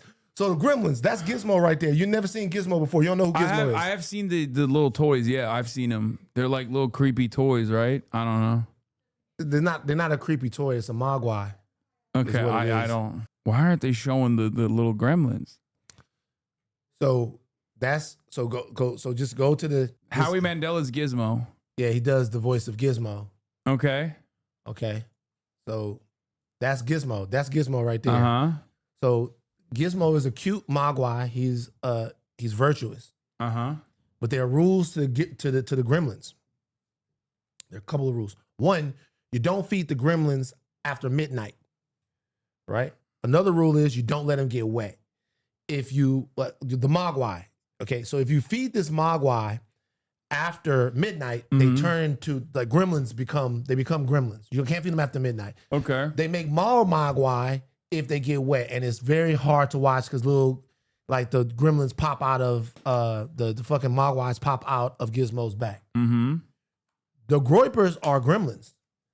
The Republicans created the gremlins. They fed this group after midnight. Their version of the world, they're playing with, they're whispering about white supremacy, heritage Americans. Oh, yeah. They're whispers. Gizmo is a whisper. The gremlins speak loud. They got they got their own culture. They've been around, they're green, they going crazy. Like the Republicans, they thought that they could control, you'll like this term, the height of the flame. Mm-hmm. You know what that's right. Control the height of the flame with their racism, their misogyny, their all of that stuff, but they couldn't. They seeded a whole bunch of babies that are more, at least outwardly, grotesque and aggressive than they are. And now it's after midnight, the gremlins then ate, and there's nothing you can fucking do about it. I don't know why they ever thought that they could like keep it at bay. That's why it's always funny when it's like Vivek or even Ben Shapiro now that's like complaining about like anti-Semitism. It's like, why would you think that the very same racialized language that you utilize for everybody but Jewish people would not inevitably turn on you? Because for these guys, they're tokens. And Vivek Ramaswamy and all these other people, like, they're tokens. As long as they still reinforce white supremacy, they're fine. But the moment they actually feel threatened by the Republicans and even call it out is a moment where all of these people are going to turn around and say, you're done. Mm-hmm. If you continue saying there's no racism, what are you guys talking about? You're fine, right? In the face of anti-Indian sentiment, if you turn around and say, oh, it's being overblown, you're fine. But the moment that you actually call it out, they will cut you out. And those very same forces will then turn to the likes of the Nick Fuentes of the world. And that's precisely what's going on right now with the Republican Party. Vivek Ramaswamy is a weakling. Ben Shapiro can suck my dick, and let me tell you why. Yeah, exactly. So, like, Ben Shapiro, beyond any issues that I have with Ben Shapiro or anything that he's doing recently, I tweet this over and over and over again. I've talked to everyone about this. Ben Shapiro gave his thoughts on the Trayvon Martin trial on Trayvon Martin's birthday. So listen, you guys understand what that is. So like when Ben Shapiro is talking about this, everybody else is going, Trayvon Martin would have been alive. Trayvon Martin would have been alive. And we're talking about the fact that Trayvon Martin was a teenager walking in his own neighborhood, who was profiled and stopped. Also, by, you have to remember, there are people who are now too young to know who Trayvon Martin is, which is kind of crazy to think about. It's very, so Trayvon Martin's walking in his neighborhood. He's profiled by a guy that he stopped. The guy's name is George Zimmerman, who was acting in the capacity of some sort of neighborhood watch. An altercation takes place. George Zimmerman starts getting his ass kicked. He kills Trayvon Martin, right? Yeah. George Zimmerman provoked, followed, and initiated a confrontation between him and Trayvon Martin that ended up taking Trayvon Martin's life. The stand your ground law and all of these things, it was litigated in the courtroom. It was also litigated culturally, right? Yeah. Let's talk about the baseline of decency here. The baseline of decency here is to understand that a black teenage male was killed for no reason. No reason. And if you respected discourse, your fellow man, and your community, what you would was taunt people over that. If you respected the way that we should talk to one another, and if you respected people that are in pain, you would not taunt them. Ben Shapiro would taunt black people on Trayvon Martin's birthday. Yeah. So George Zimmerman did it too. He literally started selling Skittles. He would sign Skittles bags. He sold his gun that he used to kill Trayvon Martin. He auctioned it. And the same goes for and the same goes for like the culture that surrounded it. It's so disgusting. Trayvon Martin had gone to the grocery store to get a bag of Skittles, and he was walking back home with his hoodie up. And that was a just cause for many Americans that advocated for George Zimmerman at the time. It became this like major cultural flashpoint. And so to me, why don't you, like the Republicans, the movement that you're calling so grotesque right now, these are your kids. Go put your arms around them. Go do whatever it is the fuck you gotta do. I stand back and watch all of this stuff going on. But see this ugliness and nastiness? Yeah, Trayvon Martin would have turned 21 today if he hadn't taken a man's head and beaten it to the pavement before getting shot. If you want to have a conversation about the bullshit, whatever you did, shout out Mero, man. Mero's all, you can always depend on Mero. Mero. But that's on his birthday while we are in pain. And like, to me, so all the talk about decency and all of that stuff, like, I'm not saying you get held to account for one thing you did one time, all of that. What I'm saying is Ben Shapiro has to contend with the fact that the movement that he's fighting are the gremlins that he poured water on and fed after midnight. So deal with them. Go clean them up. Just like they did in that movie that you ain't never seen. I can't believe you ain't never seen that. Yeah. No, they birthed his demon. So here's Cam Caskey, who has something to say. He's a HasanAbi head. He's running for office now in New York 12th Congressional District. Yeah, he was one of the Parkland kids. And this is true. Truly remarkable how many conservatives push great replacement theory but replace the Jews with the left and are just shocked by the rampant anti-Semitism from the base. Nick Fuentes went on Tucker Carlson's show and he straight up told Tucker Carlson that he learned about the great replacement from Mark Levin. Mark Levin is a conservative, ultra-Zionist Jewish man on Fox News. Yeah. And he was trafficking in the great replacement theories and conspiracies, which famously was posterized by the Nazis initially. Right. And who was doing the great replacement in the eyes of the Nazis? The Jews. The Jews were doing the great replacement. So it was always very shocking to me. Even Candace Owens, who now is obviously one of the most dominant right-wing forces in the country. Candace Owens used to be woke. Candace Owens successfully sued the Connecticut Board of Education when she was in high school for being victim to anti-black racism that caused her to get a eating disorder, all this stuff. Candace Owens, who had a website in 2016 shitting on Donald Trump, was plucked by David Horowitz. David Horowitz is a very famous Islamophobe. David Horowitz used to be a Trotskyist, and then he became this incredible neocon, also conservative, a Jewish man that was a profoundly influential figure in the neocon modern right-wing movement that justified all the wars that America engaged in the global war on terror. Candace Owens got a career because of Ben Shapiro and David Horowitz and Charlie Kirk. And it's crazy that she went from that, and she was anti-Semitic throughout the entire process as well, but they didn't care because she was still pro-Israel. The moment that she turned on Israel and started saying anti-Israel shit, they dropped her. but they created this demon to begin with. For sure. Like, why would you not think that would why would you not think that your chickens would never come home to roost is my question always. That the people that you created inside of that movement would not eventually challenge you. Yeah, that they would not eventually say, maybe you're not a part of the equation. Right. And especially if you're Jewish, it's like historically, it's at the heart of every conspiracy. Every conspiracy, if you go far enough down the rabbit hole, it always goes back to, the Jews are responsible. The laziest, most like direct form of who can we blame for all of this and put the world's problems on. And to think that these people would never get back to that point at some time, it defies logic to me. Yeah, and it was an inevitability that at some point it would turn on Jewish people, and we're there, I think. We're at the precipice of that turn taking place now. I don't know if how do we protect our Jewish brothers and sisters? We have to. I mean, I think there is a point to be made about our Jewish brothers and sisters also.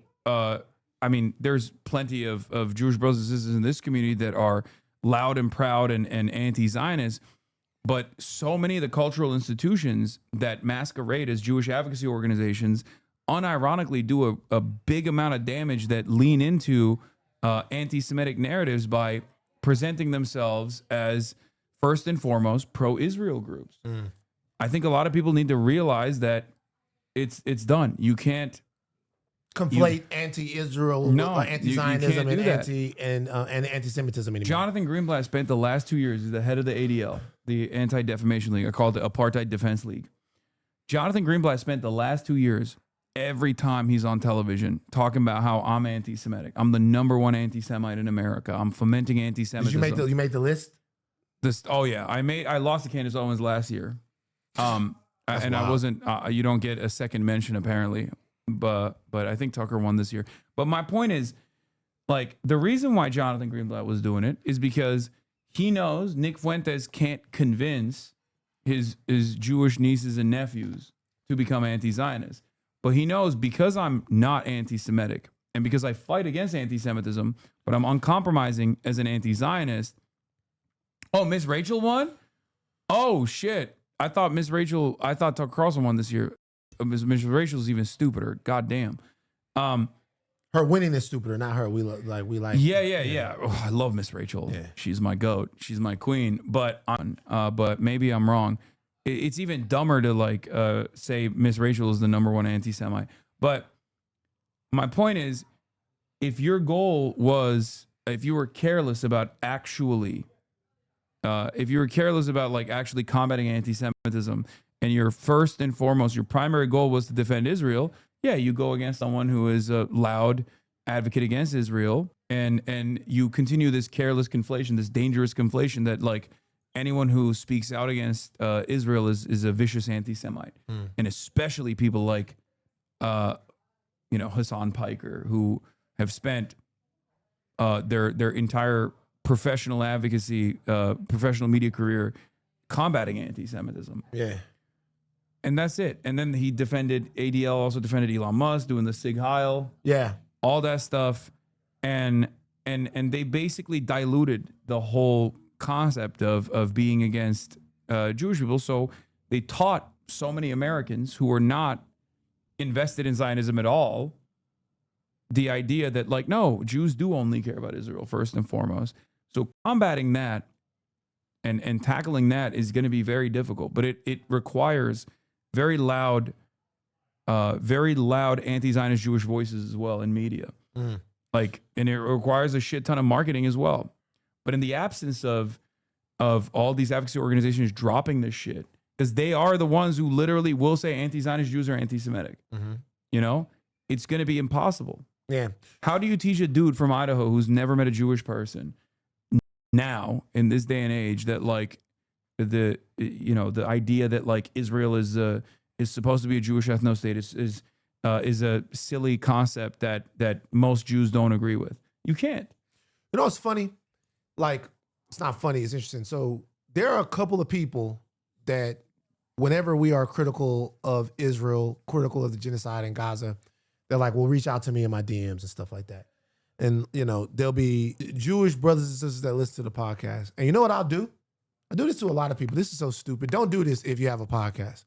I'll be like, yo, call me. Like, seriously. Like, I'll be like, yo, call me. And I'll get on the phone and I'll actually talk to people who are, these are mostly American Jews, who are having conversations around their belief in the state of Israel and who are trying to connect and communicate with me, somebody whose positions they respect. And they also know that early on in higher learning, we had a lot of conversations about anti-Semitism because there were a couple of brothers, I'm not going to bring their names up now, there's no need to drag them through the mud. They were posting some stuff and saying some stuff, and we were having conversations on higher learning. And when you talk to them, I think it's important sometimes to have conversations with them, because when you talk to them, you can feel the vulnerability that they feel being Jews. You can feel it. You can feel the pain, and you can feel the fear, and you can feel all of that. And there's no amount of statistics or history or anything that I can give them to get them over that fear. Like, to get them to see like what is happening and how it's happening. Any information I give them is fake.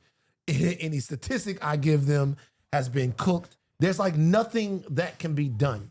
I have the conversation so I continue to see the people that I share my community with as people and not as political dogma, and to connect with them and let them know that I want them safe and empowered.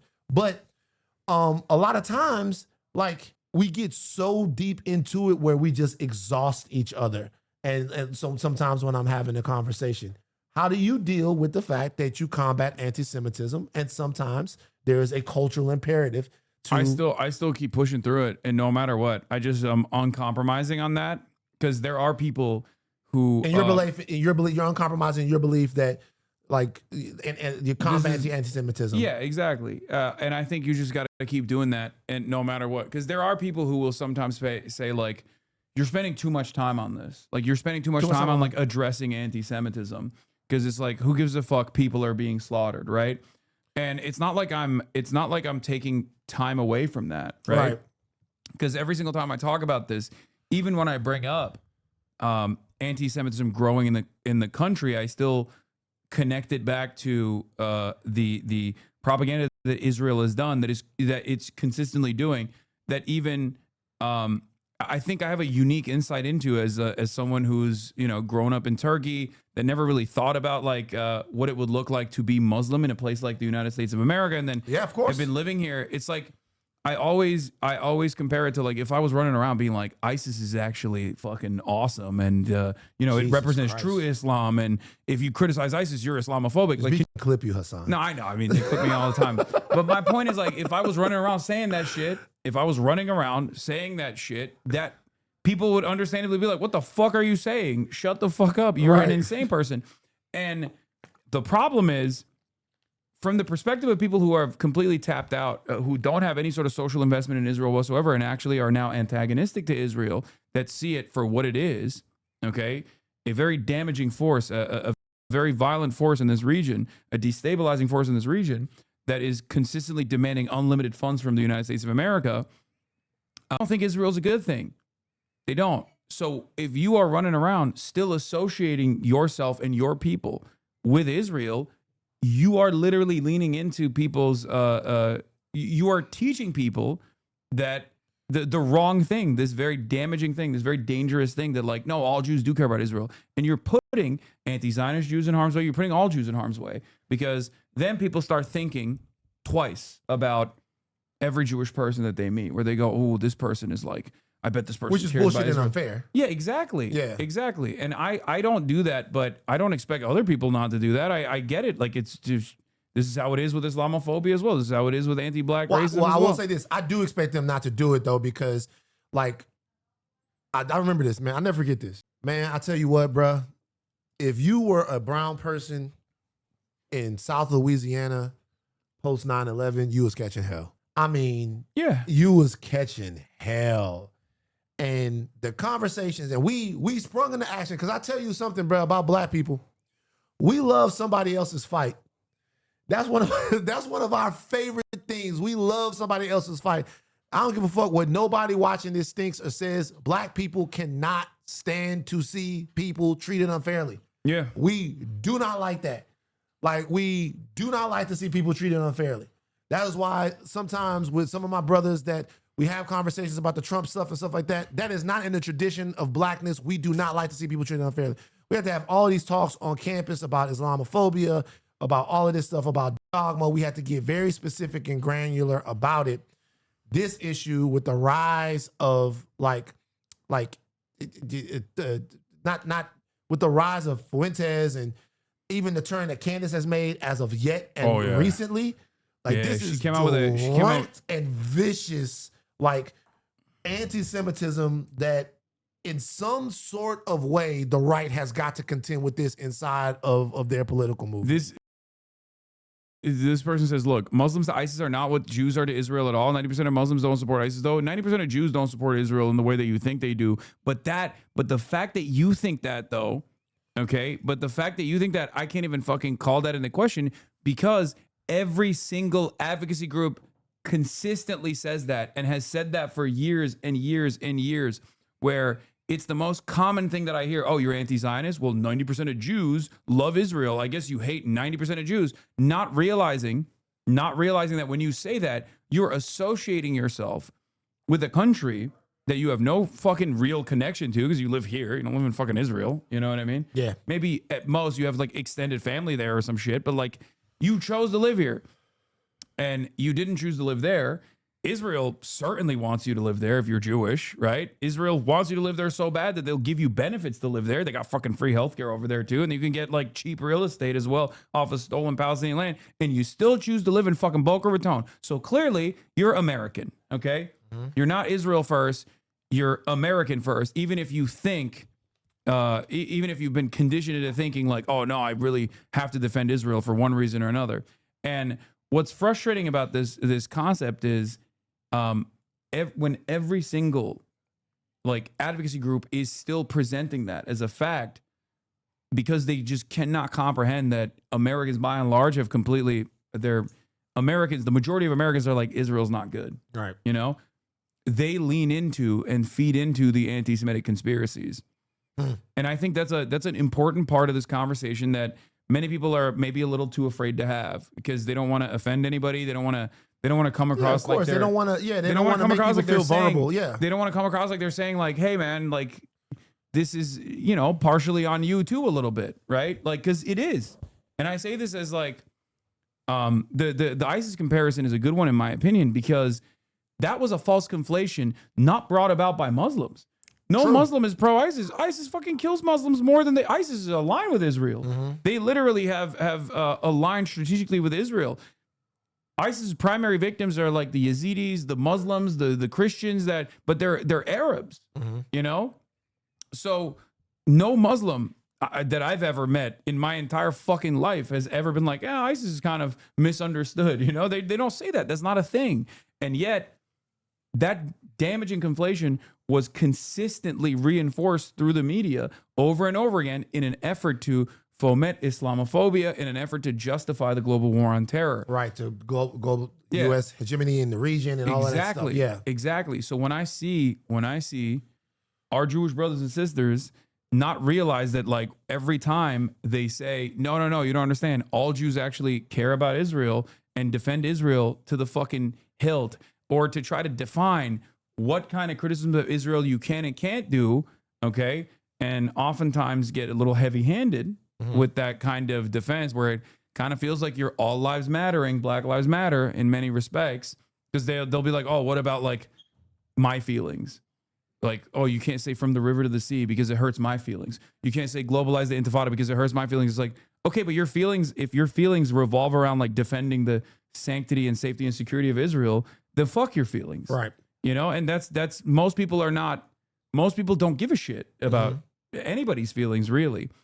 And when you hear that kind of thing over and over again, it reinforces what people are suspecting. It reinforces the nascent anti-Semitic It allows tendencies that them a lot to of people conjure have as well. Yes. Yeah. And that's why I always say, like, anti-Zionism from an anti-imperialist or an anti-fascist perspective is much more difficult to get Americans on board with than anti-Semitism.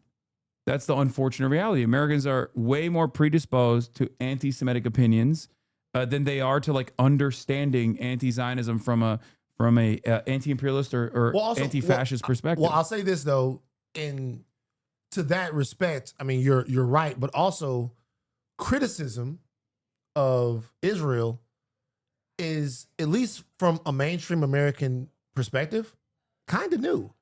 It's not new insofar as there haven't always been. I watched George Carlin talk about this in the 90s, the 80s, and all of that stuff. But mainstream Israelis are commandos, Palestinians are terrorists. Right. Like mainstream American criticism, actually, to be honest with you, having an opinion about Israel at all, like actually just having an opinion other than the opinion that is our greatest ally, special relationship, all of that stuff, that's a relatively new thing. Oh yeah, no, for sure. Like in terms of this, like, so when I was at TMZ, they got Joan Rivers.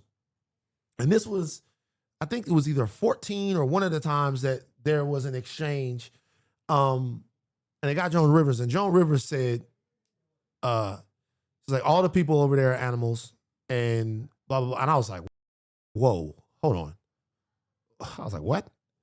And so I was like I was watching everything that she said. She was like, they're all animals.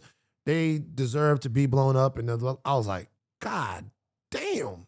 Yeah. So I remember I called my brother and I was like, yo, man, we got this clip of, and I was not lay to what had happened, but like, I was like, we got this clip and I can't understand how anyone saying this would be tolerated. Yeah. I can't. No, you can't say that about anybody. Yeah, like I can't understand how anyone saying this would be tolerated. Like we're talking about children and all that stuff. I can't see how this would be tolerated. And that is when I began to kind of dive into it from a more direct perspective. Now, it is from way over here a difficult thing, especially as a black man. I'm just gonna keep it real with you. With how I grew up in Baton Rouge and what's going on in Baton Rouge, it is just difficult to keep your eye on something that's going on across the world. Yeah. I don't give a fuck what it is. If it's not directly, the reason why Iraq was easy or Afghanistan was easy for us to keep our eyes on is because I directly knew guys that I had gone to school with that was going over there. So checking on that was checking on them. But other than that, I think that social media and TikTok and all of that stuff has made it easier for people to keep tabs and actually have an opinion on a litany of issues that are geopolitical in nature. Yeah. Yeah. So like with this, I just remember having conversations and talking and just trying to talk to people about it and like not really getting a lot of good-natured, good faith conversations about how someone could say something like that about children being killed and going, oh, this is different. Yeah. No, I think part of the reason why you tuned into that language is because it's like it's almost like a different version, but not so dissimilar to white supremacist language that you might have encountered or you saw in your own personal experience. But like many white people don't actually see that. You know what I mean? Like they don't hear someone dehumanize an entire region and go, wait a minute, that sounds kind of weird. Like there is a level to it for sure. Like I talk about this from the perspective of like anti-blackness because it's so fundamental to American existence and it's so played such a formative role in designing American society. Indigenous genocide and anti-blackness did that. Like it's both everywhere at the same time, but also there is like no permission for certain versions of anti-blackness now that like if you were to make a certain comparison, for example, to an animal, everyone would know exactly what that is. And most people would actually get mad at you for it. Even people who are like kind of racist white people would probably be like, oh, that's a bridge too far. Give me an example because I feel like they're going crazy. No, I'm just joking. Right now, you're right. No, but there's crazy right now. No, you're right. There is a permission structure, and it expands, and it's expanding. The more people actually push the needle, the more comfortable people get. But you're absolutely right. And I feel like because it was so, I call it permissible bigotry, because it was so useful at the time to justify the global war on terror, and it was so new, like the Islamophobia, that there is nothing really that you can say about Muslims that people will turn around and go, oh, that's a bridge too far. Like if white Americans who might even like have at different points in their lives said the N-word, if they hear a white American politician say the N-word, they're gonna be like, it's too much. Yeah, that's too much. Yeah. And that's what They I would- mean. they would You could feel say- called to decency. You can say Yeah. urban, articulate, all this stuff all day, every day, like microaggressions or even macroaggressions beyond that. Like Laura Loomer says a Shaniqua on her thing. If she was to straight up and say what she really means, she probably see. Yeah. And even that, I think, maybe like 5 years ago would have been seen as unacceptable. No, Shaniqua. Well, you guys don't understand. We're on the road to nigger. Like we're on the like the Shaniqua thing directly like that. And they are doing that. That's an escalation. Like that is an escalation. And then like that person, they're laughing. That person gets invited to the White House. Yeah. That person is in the White House. She was a free spirit. Like a free spirit, like that. Like she is crazy. She is she is directly in a vile in a way that to me is even under discussed because people are, I guess, more popular than her. Or maybe, I mean, not even out viling her. She's a disgusted, wretched witch. Yeah. A cauldron of hate. And to me, it's like there was the lady that called the 5-year-old black child the N-word with a hard R and fucking fundraised like $1 million. Everybody got on her, and then we're watching conversations on Piers Morgan where shouldn't we just let it go? Nah, we're not trying to let it go. The word itself, is a flashpoint word, a descriptor of something that's subhuman and does not have value. Yeah. So we can't let y'all just get to the point of going, you should fucking toughen up. No, you should want to be in community with people and not say things that directly remind them that they were not humans for a long time. And no, it's demonic almost, where it's like if you let it in even a little bit, if you don't check it in real time, then it becomes more normal. Right. And slowly but surely you just like it's a constant struggle where it's like chipping away. That's how I feel like. Is Jink here? I see a whole big people. Is Jink coming? He might be actually. Have you met him before? I never met him. I met Anna. How many times do you think he said it? Jink? He grew up here. He grew up in America. Bro, I could tell Jink let it roll off the top. I don't know. You know what I like about Jink? What is it like to like be at Thanksgiving with Jink? Oh, we do it. We call it Janksgiving, where we debate. You and Jink debate? Oh, every year. Can I do a Jink impression? No, let's do it. Let's hear it. You guys, you don't want to talk to MAGA. You don't want to talk to MAGA. You just want, I'm pure. I'm pure. I'm so pure. I'm so right. That's not the way you get through to people. That's not the way you make friends with people. Oh, I'm so right. I'm the person. That's how. His kids are here, man. It's funny to me. It's funny to me. No, I know. It was pretty good. Man, it's funny to me. I watch that shit. I'm like, God damn. I'll be watching Jink cook, and I'll be like, God damn, Jink, calm down, bro. You gonna be okay? We got so many jank emotes. Yeah, it's like you. I'm like, dog, like you a man of a certain age. Chill, like you know what I'm saying. Yeah. Don't get your blood pressure up like that. You chilling. No, I feel you. But yeah, we debate on we've in the last like I would say 4 years and 5 years, like we've definitely had a lot of disagreements on certain issues, but that's why we try to hash it out. I'll tell you something. Can I be real with you though? Yeah, what's up? And I watch because I haven't been able to exercise the TMZ out of me, right? So like, I like mess. Fuck it. You like mess? I like mess. Oh yeah. So the mess on the right, I almost don't want to. Yeah, I love it. I almost don't want to criticize any of the people on the right anymore. I like pushing. I like pushing and pulling, but like in a way where I'm like, yo, Candace, like, it feels weird that you got back from this secretive meeting and you didn't even film it. Like, what's going on? What happened, Candace? You losing your shit? Like, I'm not like too heavy-handed with it, but every now and then I was just like, if I'm ever gonna tap the glass, I'll do it in a way where it's like, Candace, I was there with you. Like, I'm on board. Tap the glass. You say Candace behind the glass, so she an animal. That's crazy. No, anyway, no. I feel you. That's what we call it. Inward count just went That's up. what we call it. We call it tapping the glass when you're like looking at people from observing it from afar. I got you. So I almost don't want to get involved with them. I'm like, let them fight. Yeah. But what I will say is that, like, when I watch the shit that's happening on the left too, that was good for a very long time at all. I watched that channel, The Vanguard. You know those guys? Yeah. You don't fuck with them. No. I have no issue with them. No, So- they're chill. I like them. I watch them and I watch all of the stuff. But I will say this. You are tapped in. Bro, You are so tapped in. The Vanguard? Hold on. That's crazy. The Vanguard, Kyle, Breaking Points. Sagar's my favorite person on the right in the whole my world. Sagar don't want you to smoke weed. Sagar don't want you to dude, watch porn. I did Sagar a don't want thing you with to him. gamble. I did a thing with him. Sagar wants you to stay in the fucking thing. Sagar's my favorite guy on the right. I did a thing with him at the New Yorker magazine because they profiled both of us and like and I could not believe it. He is so.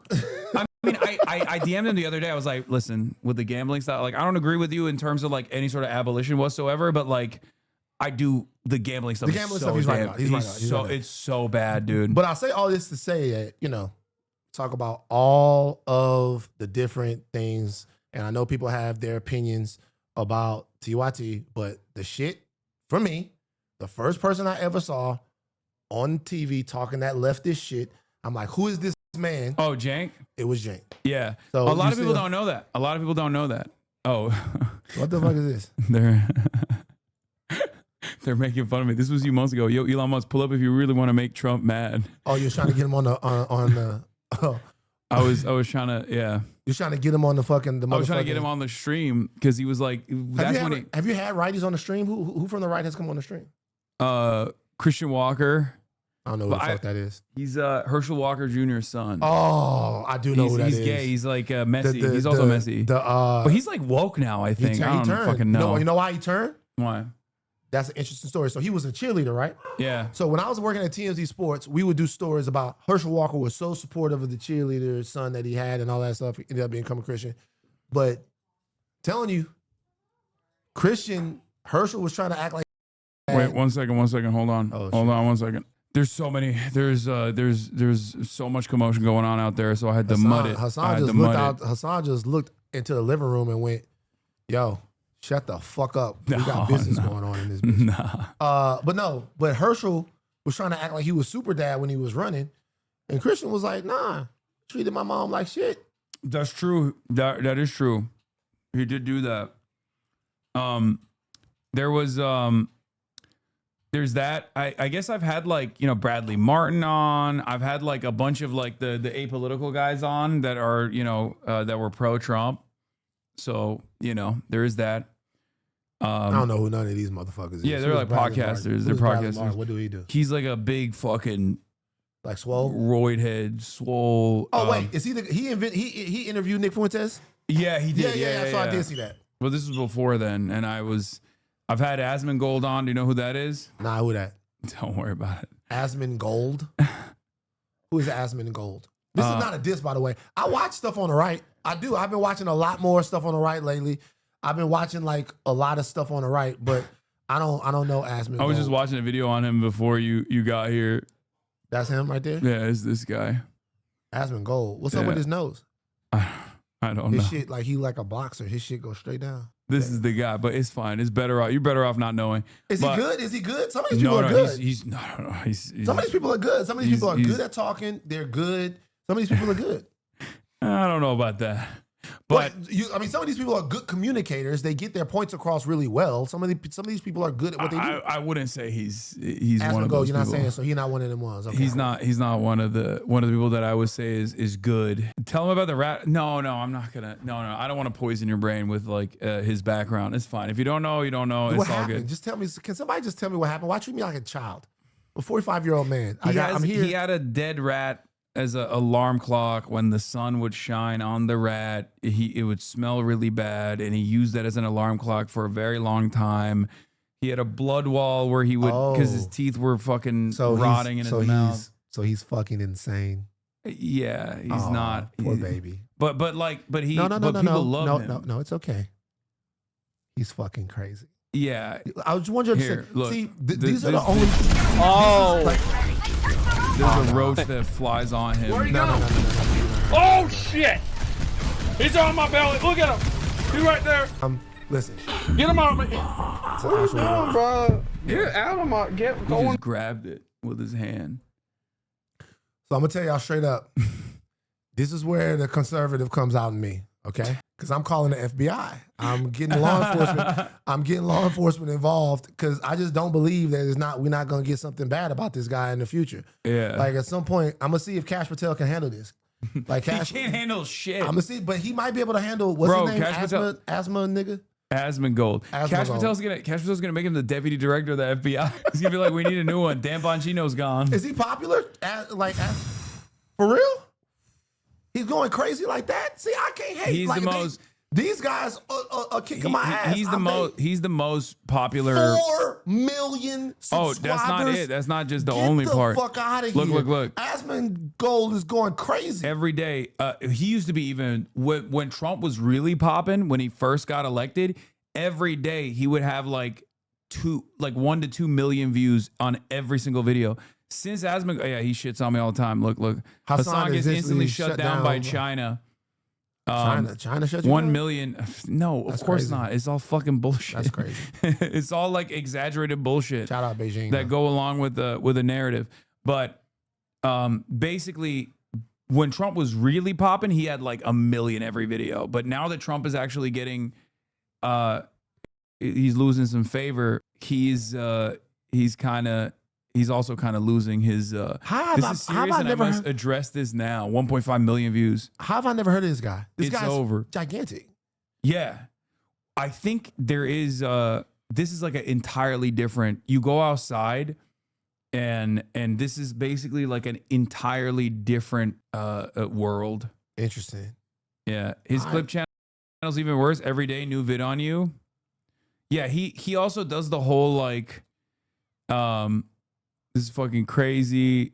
This is one hell of a fuck up. It's like all the he's finished. Watch me 3 minutes. Like all these clips. Yeah, there you go. Right, that's 2 days ago. Yeah, he does like AI videos of me, like or AI photos of me on his thumbnails. Look, I used to pray for times like this, me crying. Oh my God, he does it so much. This is so fucking pathetic. He's got, so if we look at it now, that's at least 5 videos on you. That's you dressed up, you in the Maid's outfit right there? Yeah. When did you do that? In Japan. What was the purpose of that? I went to a Maid cafe, and we dressed up as cat ladies. But yeah, Pokemon mods turned against her. Sydney Sweeney just capitulated. Nah. So Hold it's on, a lot hold of on. like Pause. Let's go back to the thing. So click on the video. Let me see it real quick.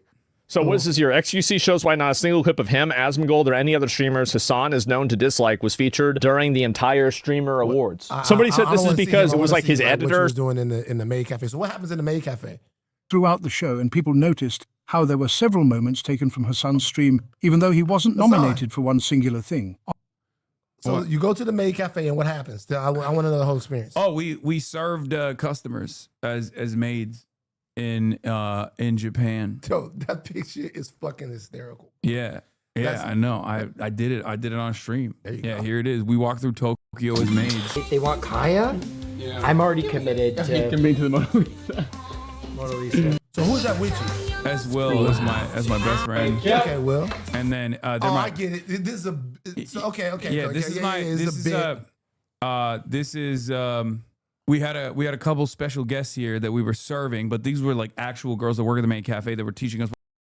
And these are my podcast co-hosts. So that's Kaho Shibuya. She's a former adult Japanese adult video actress. Yeah, she's dope. But yeah, we did that. We were serving. Because here's the and thing then we went to a little capybara cafe. Yeah, cat capybara cafe. I want to say something to the JAV community. All right, talk to him. My imagination is crazy. You're not hiding nothing. Okay, I just want y'all to know.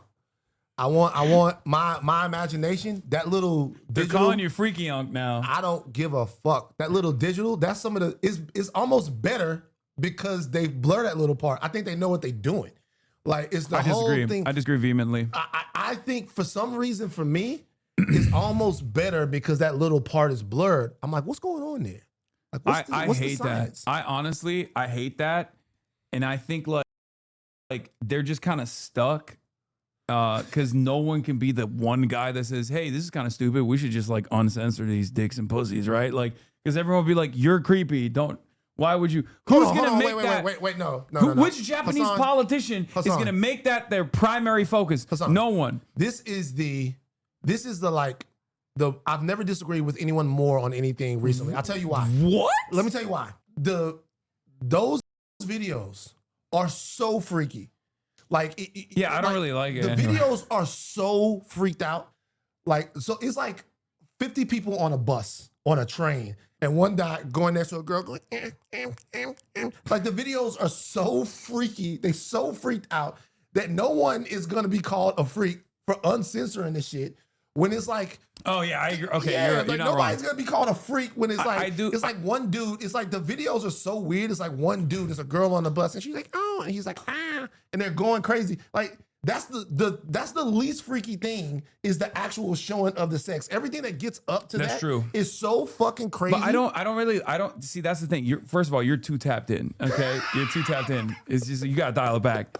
Okay, but also, I agree with what you're saying, and that's kind of the reason why I don't really fuck with Jav like that, because it's just like, there's beautiful women. Women are beautiful. All women. Cold right here. All women What's her are. name again?